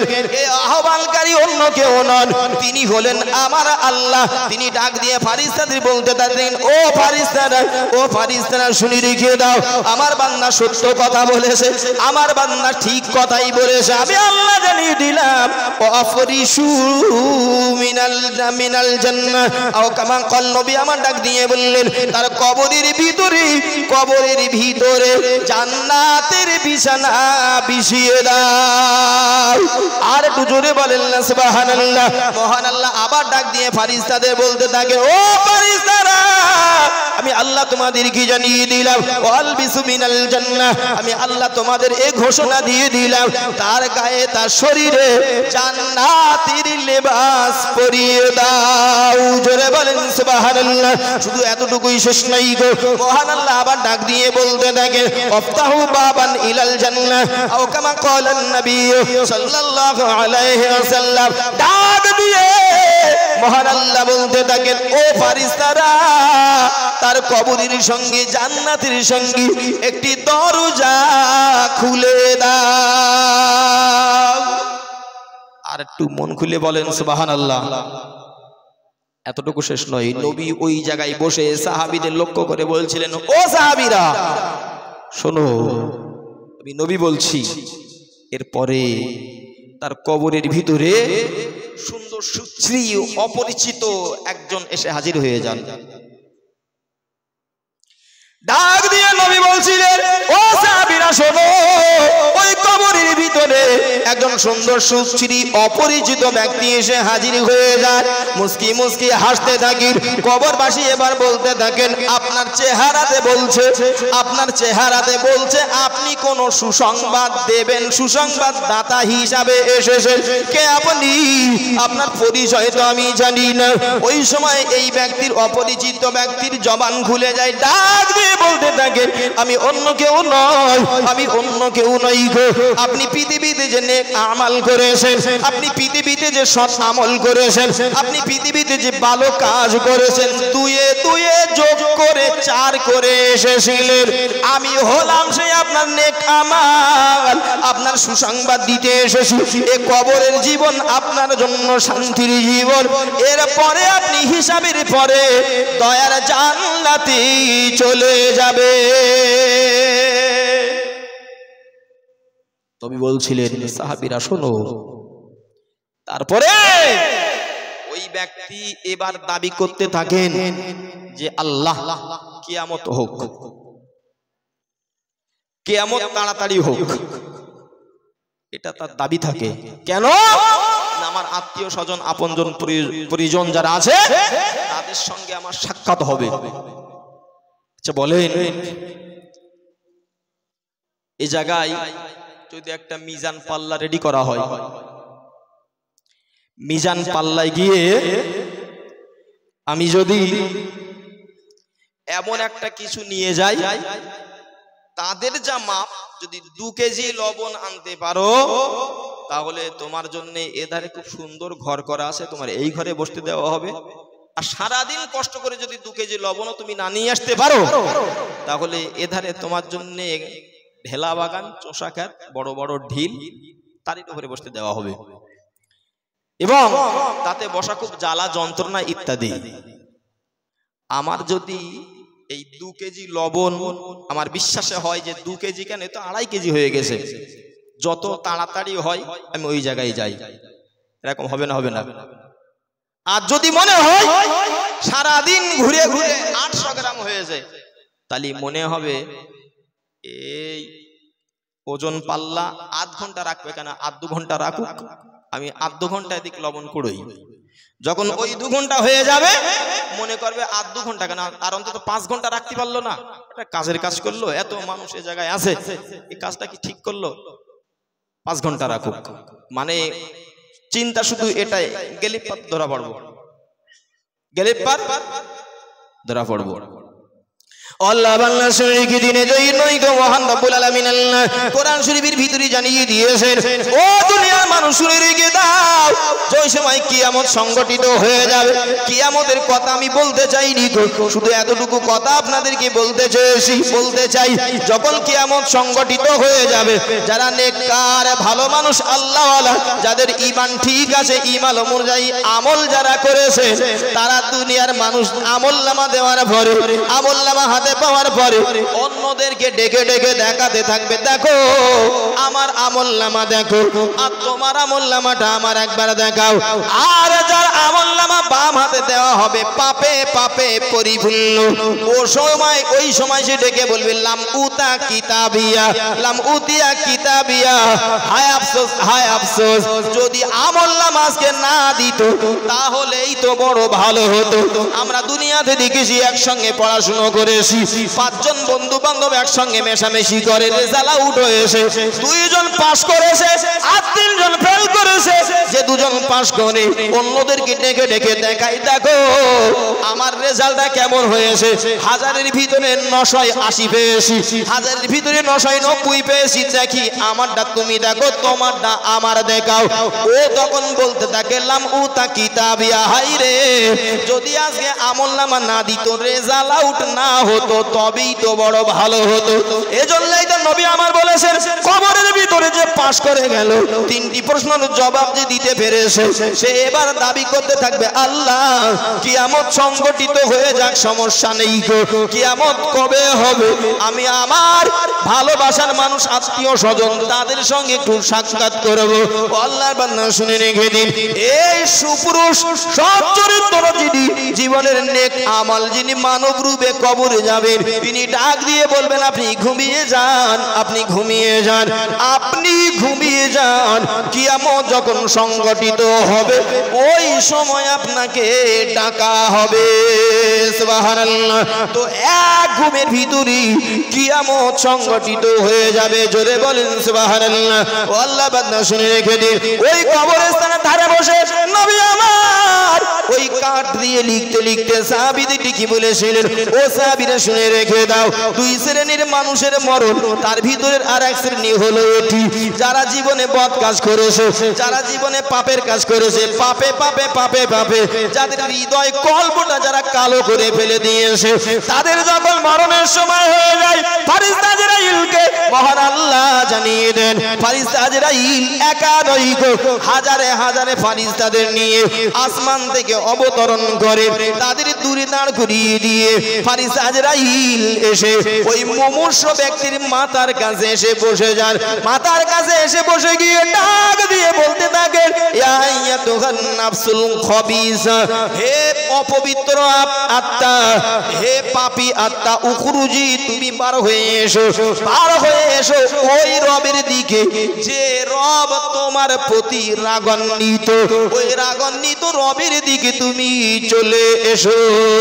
আল্লাহর বান্দা শুনে রেখে দিন, কখনো কোনো নফস বার হতে চাইবে না, কারণ আমি স্কুলে যাইনি, বাইরে ঘুরে ঘুরে বেরিয়েছি, আমার বাবা বাড়ি এসেছে, মা গিয়ে আমাকে ডাক দিচ্ছে, বেটা বাড়ি চলে আয়, তোর বাবা বাড়ি এসেছে, মজা তোর এবার দেখিয়ে দেবে। আমি কি সহজে বাড়ি আসবো নাকি? না না, কোন ছেলে যেমন বাড়ি আসতে চাই না, নবী আমার জানিয়েছেন ফেরেশতা আজরাইল গিয়ে ওই অপবিত্র আত্মাকে যখন ডাক দেয় বার হতে, আর যেই ঘোষণা দেওয়া হয় তোমার অখুশি রবের প্রতি তুমি বার হয়ে চলে এসো, আল্লাহ বান্দা শুনে রেখে দিন, নফসটা এবার এদিকে ওদিকে এদিকে ওদিকে করতে থাকে, রুহু বার হতে চায় না, কিভাবে এড়িয়ে গড়িয়ে এর ভিতরে থাকা যায়, আজরাইল হাতে যেন ধরা না পড়তে হয়। আল্লাহ বান্দা শুনে রেখে দিন, কিন্তু উপায় নাই, কোনো উপায় নাই, শেষ পর্যন্ত তাকে বার হতে হয়। এই মুমূর্ষু ব্যক্তির কাছে ফেরেশতা আজরাইল যখন চলে আসেন, ভয়ঙ্কর তার চেহারা, সে দেখে এত ভয় পায়, হাদিসের ভিতরে আছে নবী বললেন তার এত পরিমাণ পানি তৃষ্ণা পায়, যদি সাগরের পানি সবগুলো তার কাছে দেওয়া হয়, সে যেন মনে করে সমস্ত সাগরের পানি যদি আমি পান করি, তারপরেও আমার পানির তৃষ্ণা মিটবে না। এমন ভয়ঙ্কর সে দেখতে পায় ফেরেশতা আজরাইলকে। ফেরেশতা আজরাইলের এই চেহারা দেখে সে ভীতু হয়ে যায়, তার জিভটা শুকিয়ে যায়, প্রাণটা উষ্ঠগত হয়ে যায়, চোখগুলো মোটা মোটা হয়ে যায়। ও আল্লাহ বান্দা শুনে রেখে দিন, উপায় থাকে না গো, ফেরেশতা আজরাইল ডাক দেওয়ার পরে নির্দিষ্ট সময় জয় হয়ে যায়, সঙ্গে সঙ্গে তার ভিতর থেকে, শরীরের ভিতর থেকে রুহুটা বার হয়ে চলে আসে। আল্লাহর ফেরেশতা আজরাইল ওই জান্নাতি মানুষের কাছে আসার সময় আল্লাহ জান্নাত থেকে জান্নাতি রুমাল দিয়েছিলেন আর আতর দিয়ে পাঠিয়ে দেন, আর অপবিত্র পাপী বান্দার কাছে যখন আসেন, মহান আল্লাহর কাছ থেকে জাহান্নামের ভিতর থেকে একটি চটের বস্তা নিয়ে ফেরেশতা আজরাইল হাজির হয়। জাহান্নামী চটের বস্তা নিয়ে ফেরেশতা আজরাইল ওই পাপী বান্দার বান্দার কাছে চলে আসে, তার রূহটা নিয়ে এই জাহান্নামী আগুনে ভরা চটের ভিতরে দিয়ে দেওয়া হয়। চটটাকে এবার মুড়িয়ে নেওয়া হয়। আল্লাহ বান্দা শুনে রেখে দিন, নবী আমার জানিয়ে দিয়েছেন শুধু তাই নয়, যখন কোন পাপী বান্দার শরীরের ভিতর থেকে রূহটা বার করা হয়, হাদিস শরীফের ভিতরে আছে একটা তুলোর বস্তা, ভিজে তুলোর বস্তার ভিতরে একটি লোহার রড ঢুকিয়ে রাখলে সেটাকে টেনে বার করতে গেলে তুলো ছাড়া বার করতে যেমন কষ্ট হয়, একজন অপবিত্র আত্মা তথা পাপী আত্মার শরীর থেকে রূহটা বার করতে তার থেকে আরো বেশি কষ্ট হয়। আর যদি সে ঈমানদার হয়, পবিত্র আত্মা হয়, পাপ মুক্ত আত্মা হয়, নবী আমার জানিয়ে দিয়েছেন তার শরীর থেকে যখন রূহটা বার হয়, কতরতুম মিনাস সিনকা আও কামা ক্বালান নবী সাল্লাল্লাহু আলাইহি ওয়াসাল্লাম, নবী বললেন একটা পানির পাত্র থেকে পানি যখন ডুবিয়ে পড়ে বিনা কষ্টে যেমন পানি ডুবিয়ে পড়ে, ভালো আত্মা তার শরীর থেকে বার হওয়ার সময় ওই পানির মতো বিনা কষ্টে বাহির হয়। সুবহানাল্লাহ। আল্লাহ বান্দা শুনে রেখে দিন, নবী আমার ডেকে বললেন ওই পাপী বান্দার কাছ থেকে রূহ কানা নিয়ে চটের ভিতরে রাখা হয়, অন্য ফারিস্তাদের কাছে দেওয়া হয়। ফারিস্তারা তাড়াতাড়ি করে নিয়ে এবার আসমানের দিকে উঠতে থাকেন। আসমানের দিকে উঠতে উঠতে যে আসমানের কাছাকাছি হয়ে যায়, আসমানের ফারিস্তারা প্রথম আসমানের ফারিস্তারা ডাক দিয়ে বলতে থাকেন, ও আল্লাহর ফারিস্তারা, কার রূহ নিয়ে আপনি এই আসমানে এসেছেন? আসমানে উঠতে চাইছেন না? না, তার রূহ কানা নিয়ে আপনি আসমানে উঠবেন না, কারণ তার দুর্গন্ধে, তার গায়ের দুর্গন্ধে আমরা আসমানে যেন থাকতে পারি না। কোথাও গিয়ে ঠাঁই নেই। একটা কথা এবার নিজে নিজে ভাবি দেখি, পাপের যদি কোনো দুর্গন্ধ থাকতো, মানে আমাদের নাকে যদি আমরা নিতে পারতাম, যত বড় সাধু ভাবি, হুজুর খেজুর, মানে অন্য হুজুর না, আমার কথা বলছি, আমি যত বড় এই সাধু আর সুন্দর নিষ্পাপ মনে হচ্ছে, আর আপনারা যারা বসে আছেন, আচ্ছা বলেন দিন, মানব সমাজে আমাদের জায়গা হতো? পাপের দুর্গন্ধ যদি মানুষের নাকে পাওয়া যেত, তাহলে মানব সমাজে আমাদের আর খুব ভালো জায়গা হতো না। নিজে নিজে বুকে হাতে চিন্তা করে দেখেন দিন। রাসূল হাদিস শরীফের ভিতরে বলেছেন, ইজা কাযাবালা আব্দু তাবাআদান মাইলাম মিন নাতলি আও কামা ক্বালা নবী সাল্লাল্লাহু আলাইহি ওয়াসাল্লাম, নবী বললেন মিথ্যে কথা যারা বলে, এই মিথ্যা কথা বলা ব্যক্তির, মিথ্যা বলার দুর্গন্ধে ফারিস্তারা 1 মাইল দূরে সরে যায়। বলেন দিন কোথায় যেতাম আমরা? আরো তো পাপ আছে, আর তারও তো একটা দুর্গন্ধ আছে।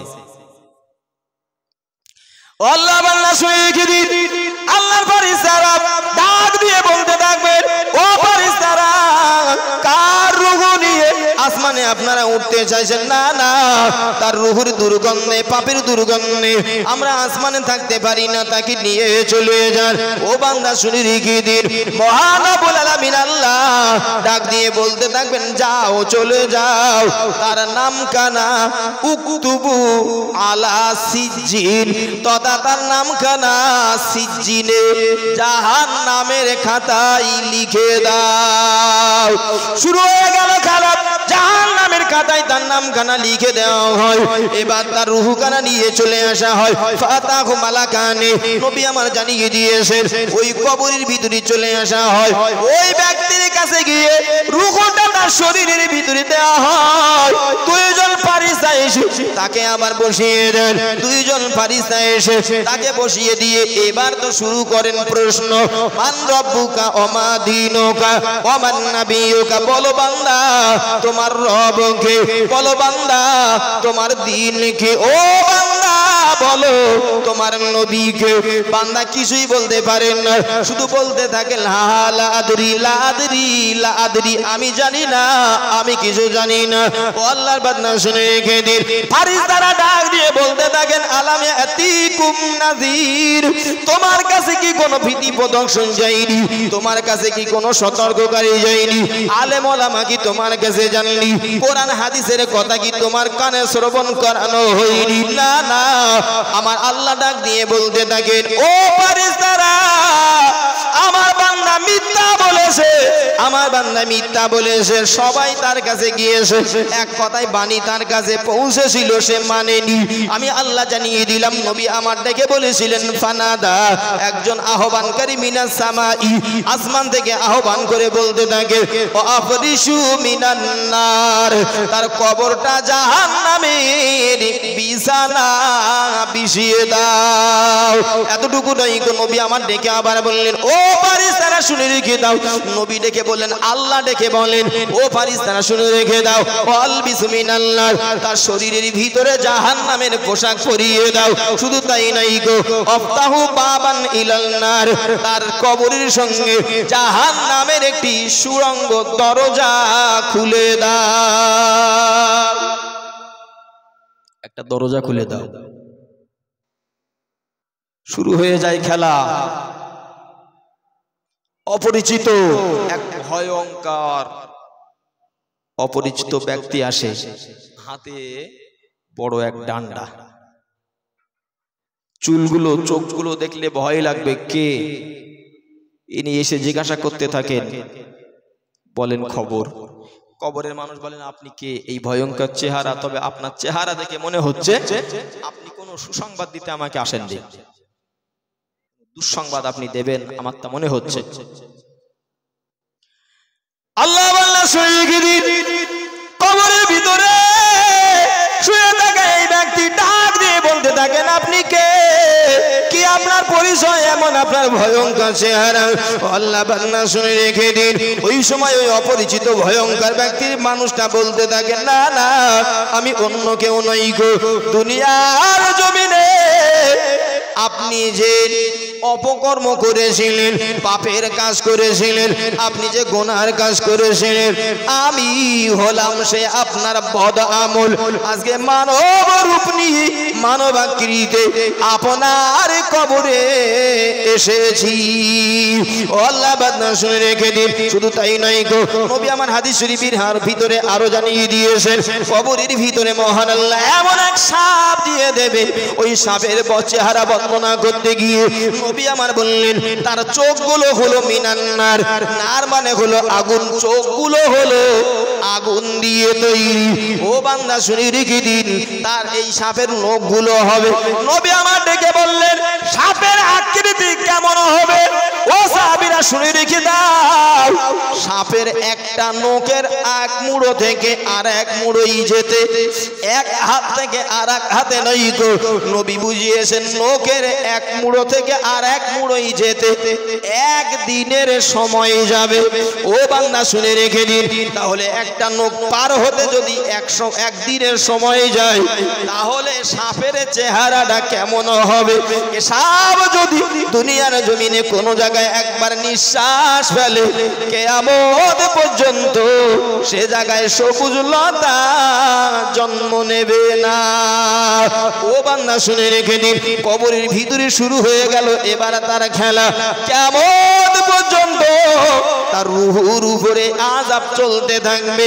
ও বান্দা আমি আপনাকে বোঝাতে চেয়েছি, এই হাদিসটি এ পর্যন্ত লম্বা হাদিস বলেছি, এবার আমি আপনার একটু গড়ার কথা স্মরণ করাতে চাই। এটি হলো আমার বিষয়, দুয়ে দুয়ে যোগ করে আল্লাহর কাছে যদি 4 করে যেতে পারি তবেই তো আমার জন্য কপাল ভালো, আর নাইলে হাসুরের মহাময়দানে আল্লাহর কাছে আমাকে ধরা পড়তে হবে। শুধু হাসর নয় গো, কবরে থেকে কবর নয় গো, মরণ থেকে শুরু। মৃত্যু যখন এসে যায় ওই সময় থেকে যতদিন পরকাল ততদিনেই তো শাস্তি হবে না, হবে না? এবার আল্লাহ ভালোবাসলে দয়া করলে কলেমা পড়ার বিনিময়ে জান্নাতে যাব, এটি পরের কথা। এটি হাদিসে আছে, সত্য কথা। তবে একটু জীবনটাকে নিয়ে ভাবি। আল্লাহ 30, 40, 50, 60, 70 বছরের এই জিন্দেগি দিয়েছেন। আমি কি ঠিকঠাক আল্লাহর কাজগুলো করে যেতে পারছি, নাকি শয়তানি কাজ আমার দ্বারাই বেশি হচ্ছে? নাকি এরকম ঘুরিয়ে বলবো নামাজ পড়ি না তাকে ইমান ঠিক আছে? কি কায়দা করে বলে নামাজ পড়ি না তাকে ইমান ঠিক আছে, মন ঠিক আছে, আমি ঠিক আছি। নামাজ পড়বে না, আবার ওটা ঠিক প্রমাণ করাবে যুক্তিপাত্র দিয়ে। উপায় নেই, উপায় নেই। আপনি কি বলে আল্লাহর কাছে ছাড়া পাবেন? ফারিস্তারা সেদিন বলবেন আলাম ইয়াতিকুম নাযির, তোমার কাছে কি ভীতি প্রদর্শক কেউ আসেনি? আপনি একটা ছেলেকে বাজারে পাঠিয়েছেন 100 টাকা দিয়ে, ডেকে বললেন দুধ আনতে, চিনি আনতে, সবজি আনতে বলে দিয়েছে। ছেলে বাজারে গিয়ে আপনি দেখছেন দুধ না এনে কেরোসিন এনেছে, চিনি না এনে লবণ এনেছে। এই দুটোই থাক। বাড়ি আসলে এবার আপনি জিজ্ঞাসা করলেন কি ব্যাপার, চিনি আনতে বলেছি তার পরিবর্তে লবণ, দুধ আনতে বলেছি তার পরিবর্তে কেরোসিন, তোমার তো বলো কি অবস্থা? ছেলেটি ডেকে এবার বলতে পারে যে আব্বু আমার খেয়াল ছিল না, দুধটা মনে হচ্ছিল না, আমার মনে হচ্ছিল কেরোসিন, চিনি মনে হচ্ছিল না, মনে হচ্ছিল লবণ, ওই দুটো নিয়ে চলে এসেছি। বাপ বলল তোমার কাছে ফর্দ করে লিখে দিয়েছিলাম না? বলে হ্যাঁ আব্বা তুমি আমার কাছে লিখে দিয়েছিলে, কিন্তু আমি তো 9 ক্লাস পাস মাধ্যমিক ফেল, এজন্য বুঝতে পারিনি গো। এক কথায় লেখাপড়া আমি জানি না, আপনি কি লিখে দিয়েছিলেন আমি পড়তে পারিনি, এই জন্যই পাল্টে চিনির জায়গায় লবণ আর দুধের জায়গায় কেরোসিন এনেছি। আব্বু পাশ থেকে ডেকে বললো খোকা তা তোমার সঙ্গে তোমার বড় ভাই পাঠিয়ে দিলাম, ও তো পড়তে পারে, ও বলে দেয়নি। এবার কাছু মাছু বড় ভাই পাশ থেকে ডেকে বললো আব্বা ওরা আমি সব বলেছি, মাস্টারি করে ওই করেছি, আমি ওর ডেকে বলেছি তোরে মনে যদি না থাকে আব্বা ফর্দ করে দিয়েছে চিনি আনতে আর দুধ আনতে, পড়তে না পারিস আমার কাছে আমি পড়ে দিচ্ছি, স্মরণ করিয়ে দিয়েছি, পড়ে দিয়েছি, বলে দিয়েছি। এরপরেও ওর যা ব্যাগ তাতে চিনি আর দুধের জায়গায় লবণ আর কেরোসিন ভর্তি করেছে। আপনি বলেন প্রথমে হচ্ছিল ধরো ভুল করে, জানি না তাই এনেছি, বাপ বললো স্লিপ করে দিয়েছি, সেটা বললো স্লিপ আমি পড়তে পারি না। তারপরে বাবা বলল তোমার সঙ্গে তোমার ভাই পাঠিয়েছি, সে বলার জন্য ছিল, সে বলেও দিয়েছে, এবার কি বলে কাটাবেন? এবার তো বলতে হবে যে ও বলেছিল শুনেছিলাম, আপনি ফর্দ পাঠিয়েছিলেন তাও দেখেছিলাম, মানিনি, মন হয়নি, আমার যা মন হয়েছে আমি তাই করি, মন চাই জিন্দেগি। আপনি বলেন কোন ছেলে কি এবার বাবার কাছ থেকে ভালো ব্যবহারের আশা করতে পারে? এটি যেমন খুব সহজ সরল ভাবে বুঝতে পেরেছি, আল্লাহর কাছে যেতে হবে। আল্লাহ পৃথিবীতে পাঠিয়েছেন বাজার করতে, যেরকম 1 ঘন্টা সময় নিয়ে আমি ফিরে এসেছি, 50, 60, 70 বছর আমার একটা জিন্দেগি দেওয়া হয়েছে। 50, 60, 70 বছরের জিন্দেগিতে কিভাবে আমি আমার জীবনটাকে পরিচালনা করব তার জন্য মহান আল্লাহ ফর্দ আকারে স্লিপ করে দিয়েছেন, কোরআন আর হাদিস তোমার কাছে দেওয়া হয়েছে। আমি বলবো আল্লাহ কোরআন হাদিস আমি পড়তে পারি না, সাধারণ মানুষ লেখাপড়া জানি না, আল্লাহর কাছে বললেই আল্লাহ বলবেন প্রথম তো নবীদের পাঠানো হয়েছিল, সাহাবীদের, তারপরে আল উলামা ওয়ারাসাতুল আম্বিয়া, নবীদের উত্তরসূরি উলামা সম্প্রদায় তোমাদের কাছে গিয়েছিল, এই ফর্দ পড়ে বলে দিয়েছিল প্রতিদিন 5 ওয়াক্ত করে নামাজ। বলা হয়েছে না হয়নি? শুধু আলেম সম্প্রদায় নাই, প্রতিদিন মুয়াজ্জিন সাহেব ডাক দেয়, 5 বার যদি আজান দেন তাহলে অন্তত হাইয়া আলাস সালাহ বলতে হয় 10 বার, নাকি 10 বার? মোবাইলে যদি 3 বার রিং হয়, ধরতে না পারলি ভাতের থালা ফেলে রেখে 4 বারের মাথায় দৌড়ে যায়। সকালবেলা ঘুম ভাঙলে ফোনটাকে চেক করি কে কি করেছে, মেসেজ কে কি পাঠিয়েছে আগে একটু দেখে নেই। দুনিয়ার একজন সাধারণ মানুষের 1 বার 2 বার 3 বার কল করা, এটি যদি আপনি ব্যতিব্যস্ত হয়ে ওঠেন, হাতের তালা ফেলে রেখে দিয়ে আপনি যদি ওই ফোন রিসিভ করতে যেতে পারেন, তাহলে যে রব আপনাকে সৃজন করেছেন, সৃষ্টি করেছেন, যার কাছে যেতে হবে, গিয়ে একদিন হিসাব দিতে হবে, জান্নাত জাহান্নাম আছে বিশ্বাস করার পরে কি করে এই কাজগুলো না করে অলসতায় বিলাসিতায় নামাজগুলো কাজা করি? যতই বলেন নামাজ পড়িনি তাই কি ঈমান ঠিক আছে? ধরা একদিন পড়তেই হবে, ধরা একদিন পড়তেই হবে, আল্লাহর কাছে যেতে হবে, হিসাব দিতে হবে, আর গিয়েই সর্বপ্রথম জিজ্ঞাসা করা হবে নামাজের খবর বলো। শেষ কথা বলছি, সময় আমার শেষ। পরবর্তী বক্তা যিনি আমন্ত্রিত আছেন তিনি আসবেন ইনশাআল্লাহ সময় মতো, এটি বিশ্বাসী। রাসূল একটি লম্বা হাদিস বললেন, শেষ কথাটি বললেন, হে সাহাবীরা শোনো, সায়াতি জামানুন আলা উম্মতি, আমার উম্মতের কাছে এমন একটা সময় আসবে, ইউহিব্বুনাল খামসা ওয়া ইয়ানসাউনাল খামসা, 5টা জিনিসকে তারা ভালোবাসবে, আর এই 5টা জিনিসের ভালোবাসায় আর 5টা জিনিসকে তারা ভুলে যাবে। এই 5টা জিনিসের কথা বলতে গিয়ে নবী বললেন শেষটি হলো এটি যে ইউহিব্বুনাল কুসুরা ওয়া ইয়ানসাউনাল মাকবারা। নবী বললেন তারা দুনিয়ার বিল্ডিং বালাখানাকে ভালোবাসবে, এ দুনিয়ার বড় বড় ইমারত বিল্ডিং বালাখানার ভালোবাসায় ইউহিব্বুনাল কুসুরা ওয়া ইয়ানসাউনাল মাকবারা, তারা ছোট্ট কবরের কথা ভুলে যাবে। বলেন হচ্ছে কিনা আজ তাই? এ দুনিয়ার ভালোবাসায়, এ দুনিয়ার মহব্বতে বড় বড় বিল্ডিং বালাখানা, তার ভালোবাসায় আর মহব্বতে পড়ে ছোট্ট কবরের কথাটা আমরা একেবারেই ভুলে গিয়েছি।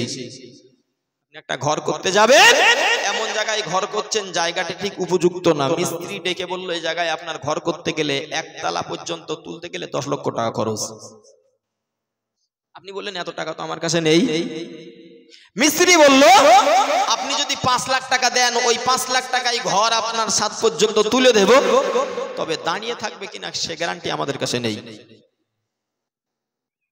মিস্ত্রির কাছে আউমাউ কাউমাউ শুরু করে দিলাম। মিস্ত্রি একটা সৎ পরামর্শ দিয়ে বলল যে সেই যখন টাকা নেই, 2টি রাস্তা, হয় আর 5 লাখ টাকা কোন জায়গা থেকে ধার করতে হবে, আর নাইলে এবছর ভিত অথবা লিন্টন পর্যন্ত তুলে রেখে দিতে হবে। 1 বছর নাই ঘরে আমি নাই উঠলাম, পরের বছর আবাদ করে নেবেন।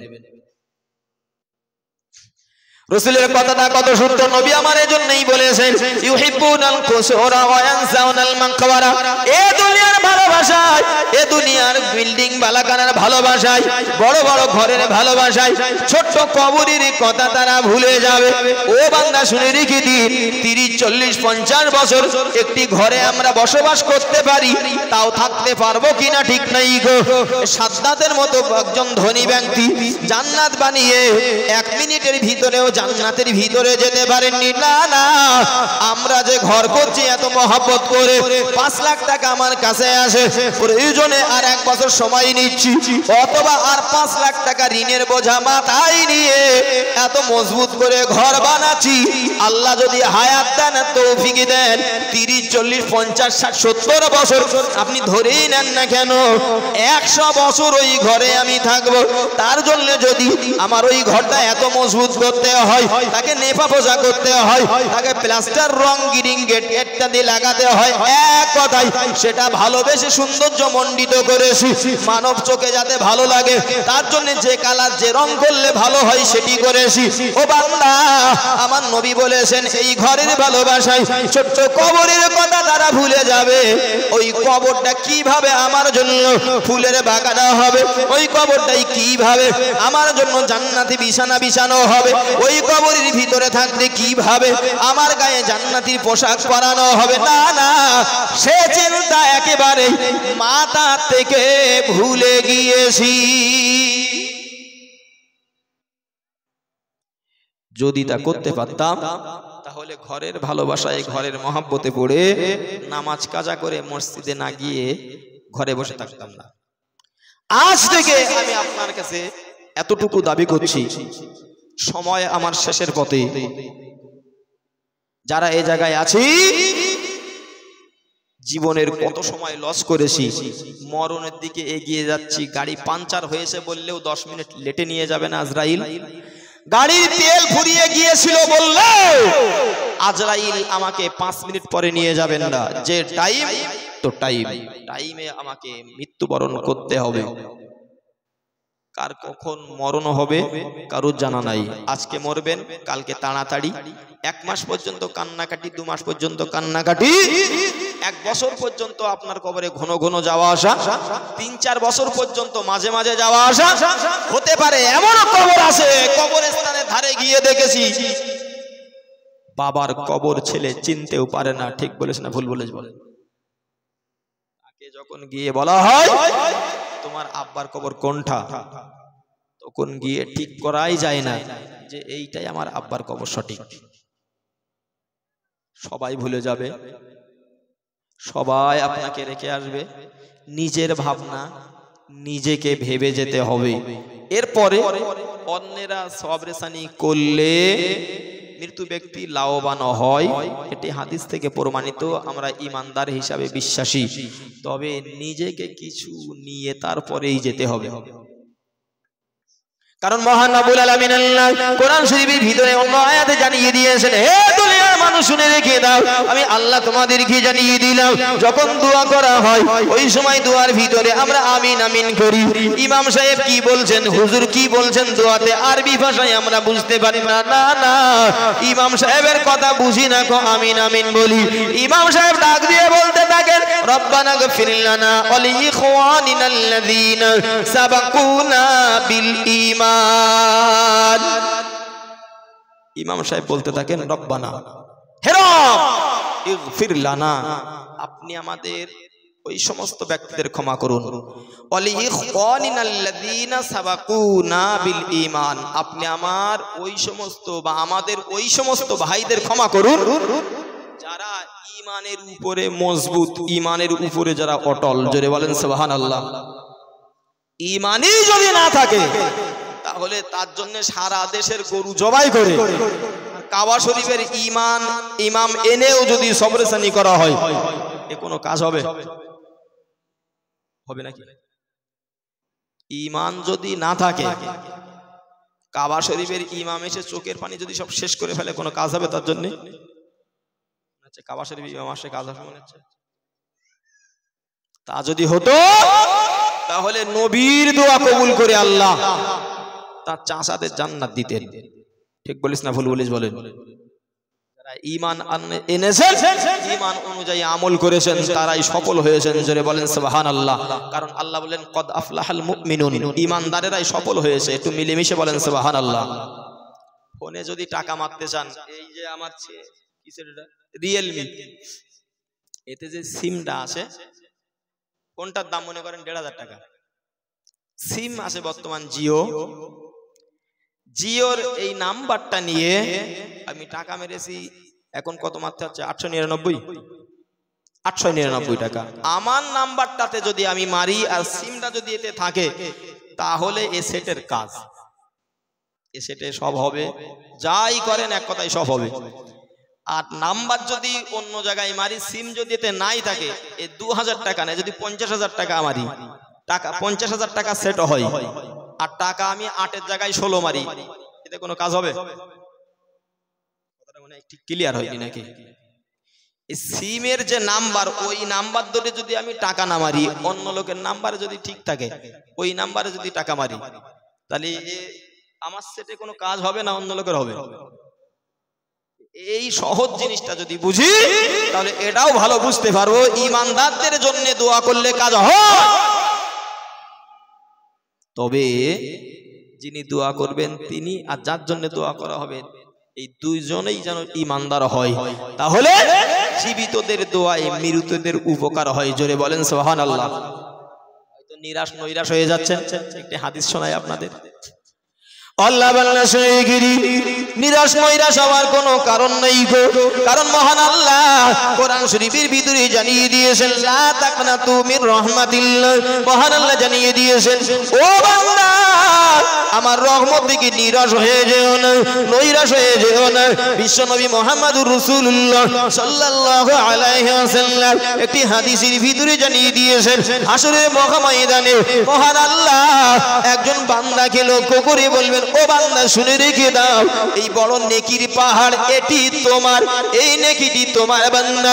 হাসরের ময়দানে মহান আল্লাহ ওই সময় বান্দাকে নেকির পাহাড় দেওয়ার পরে, ঘোষণা দেওয়ার পরে বান্দা ডাক দিয়ে বলতে থাকবেন আল্লাহ আপনি এই নেকি আমাকে দিচ্ছেন, কি কাজ আমি করেছিলাম? না না, পৃথিবীতে এমন কোন কাজ আমি করিনি যার দ্বারা এই নেকির পাহাড় আমি পেতে পারি, এত নেকির অধিকারী আমি হব, এত এমন নেক আমাল আমি জীবনে কি করেছি আল্লাহ?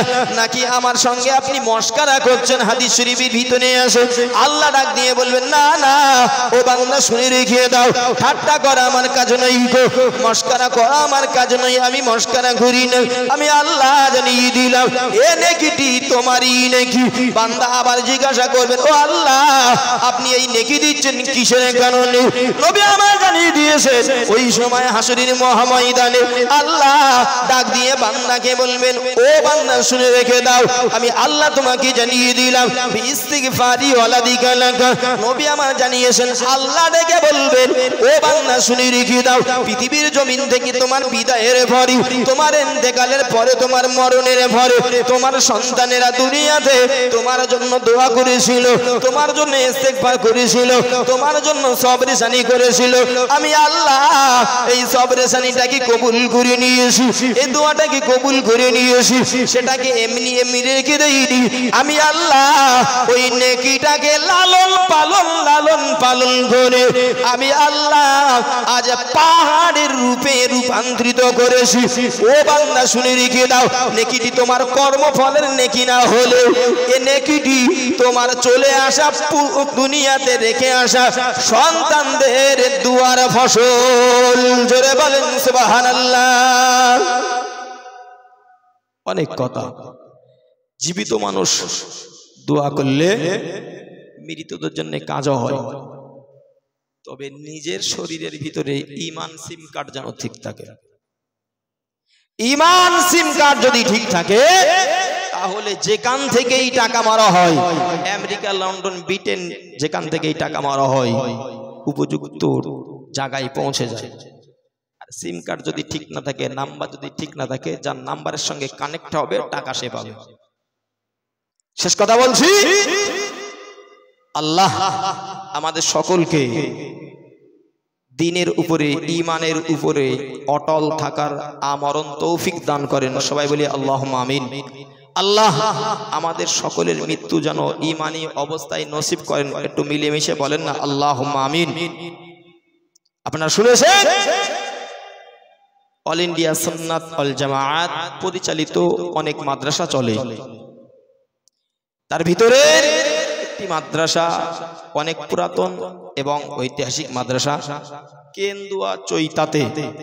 আমার পূর্বে আব্দুর রাকিব ভাই সাহেব তিনি বলছিলেন দারুস শরিয়া, আসলে নামটা হবে উনি মিসিং করে ফেলেছেন, দারুস সুন্নাহ মাদ্রাসা আমিনিয়া, কেন্দুয়া চৈতার দারুস সুন্নাহ মাদ্রাসা আমিনিয়া, যে মাদ্রাসাতে আমাদের মুফতি সাহেব পড়াশোনা করেছেন, মাতিন সাহেব হুজুর পড়াশোনা করেছেন, এরকম দেশের অনেক বড় বড় উলামায়ে কেরাম তারা পড়াশোনা করেছেন। বর্তমান সেই মাদ্রাসাতে আমি একজন শিক্ষক, সাথে সাথে একটু দায়িত্ব নিয়ে মাদ্রাসাটা পরিচালনা করি। যতদিন আল্লাহ তৌফিক দেবেন ততদিন চালাতে হবে। তো আপনাদের কাছে এতটুকু দাবি, অন্য আমাদের এই মাদ্রাসাগুলো যেমন আপনারা দেখেন যান, সেখানে দান ইত্যাদি, আপনাদের সহযোগিতা এক কথায় আপনারা যেভাবে করেন, দারুস সুন্নাহ মাদ্রাসা আমিনিয়া কেন্দুয়া চৈতা অন্য মাদ্রাসার মতো সেও আপনাদের কাছে আশা রাখে। সুযোগ সময় হলে মাদ্রাসাতে আসেন, দেখেন সে জায়গায় আপনাদের দানের হাতকে একটু বাড়ান। আল্লাহ তৌফিক দান করলে আগামীতে এই মাদ্রাসা থেকে আরো ভালো ভালো ফসল আপনারা পেতে পারেন।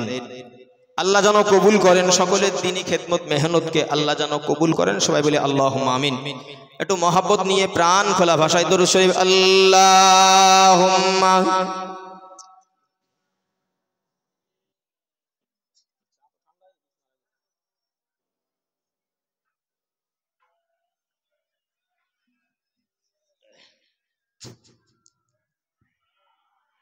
একটু কলেমা যে লা ইলাহা ইল্লাল্লাহ, লা ইলাহা ইল্লাল্লাহ, লা ইলাহা ইল্লাল্লাহ। পাপী আমি কেমনে থাকবো মাওলা কবরে, সাথী নাই রে বাতি নাই রে মাওলা ওই ঘরে। আল্লাহুম্মা সাল্লি আলা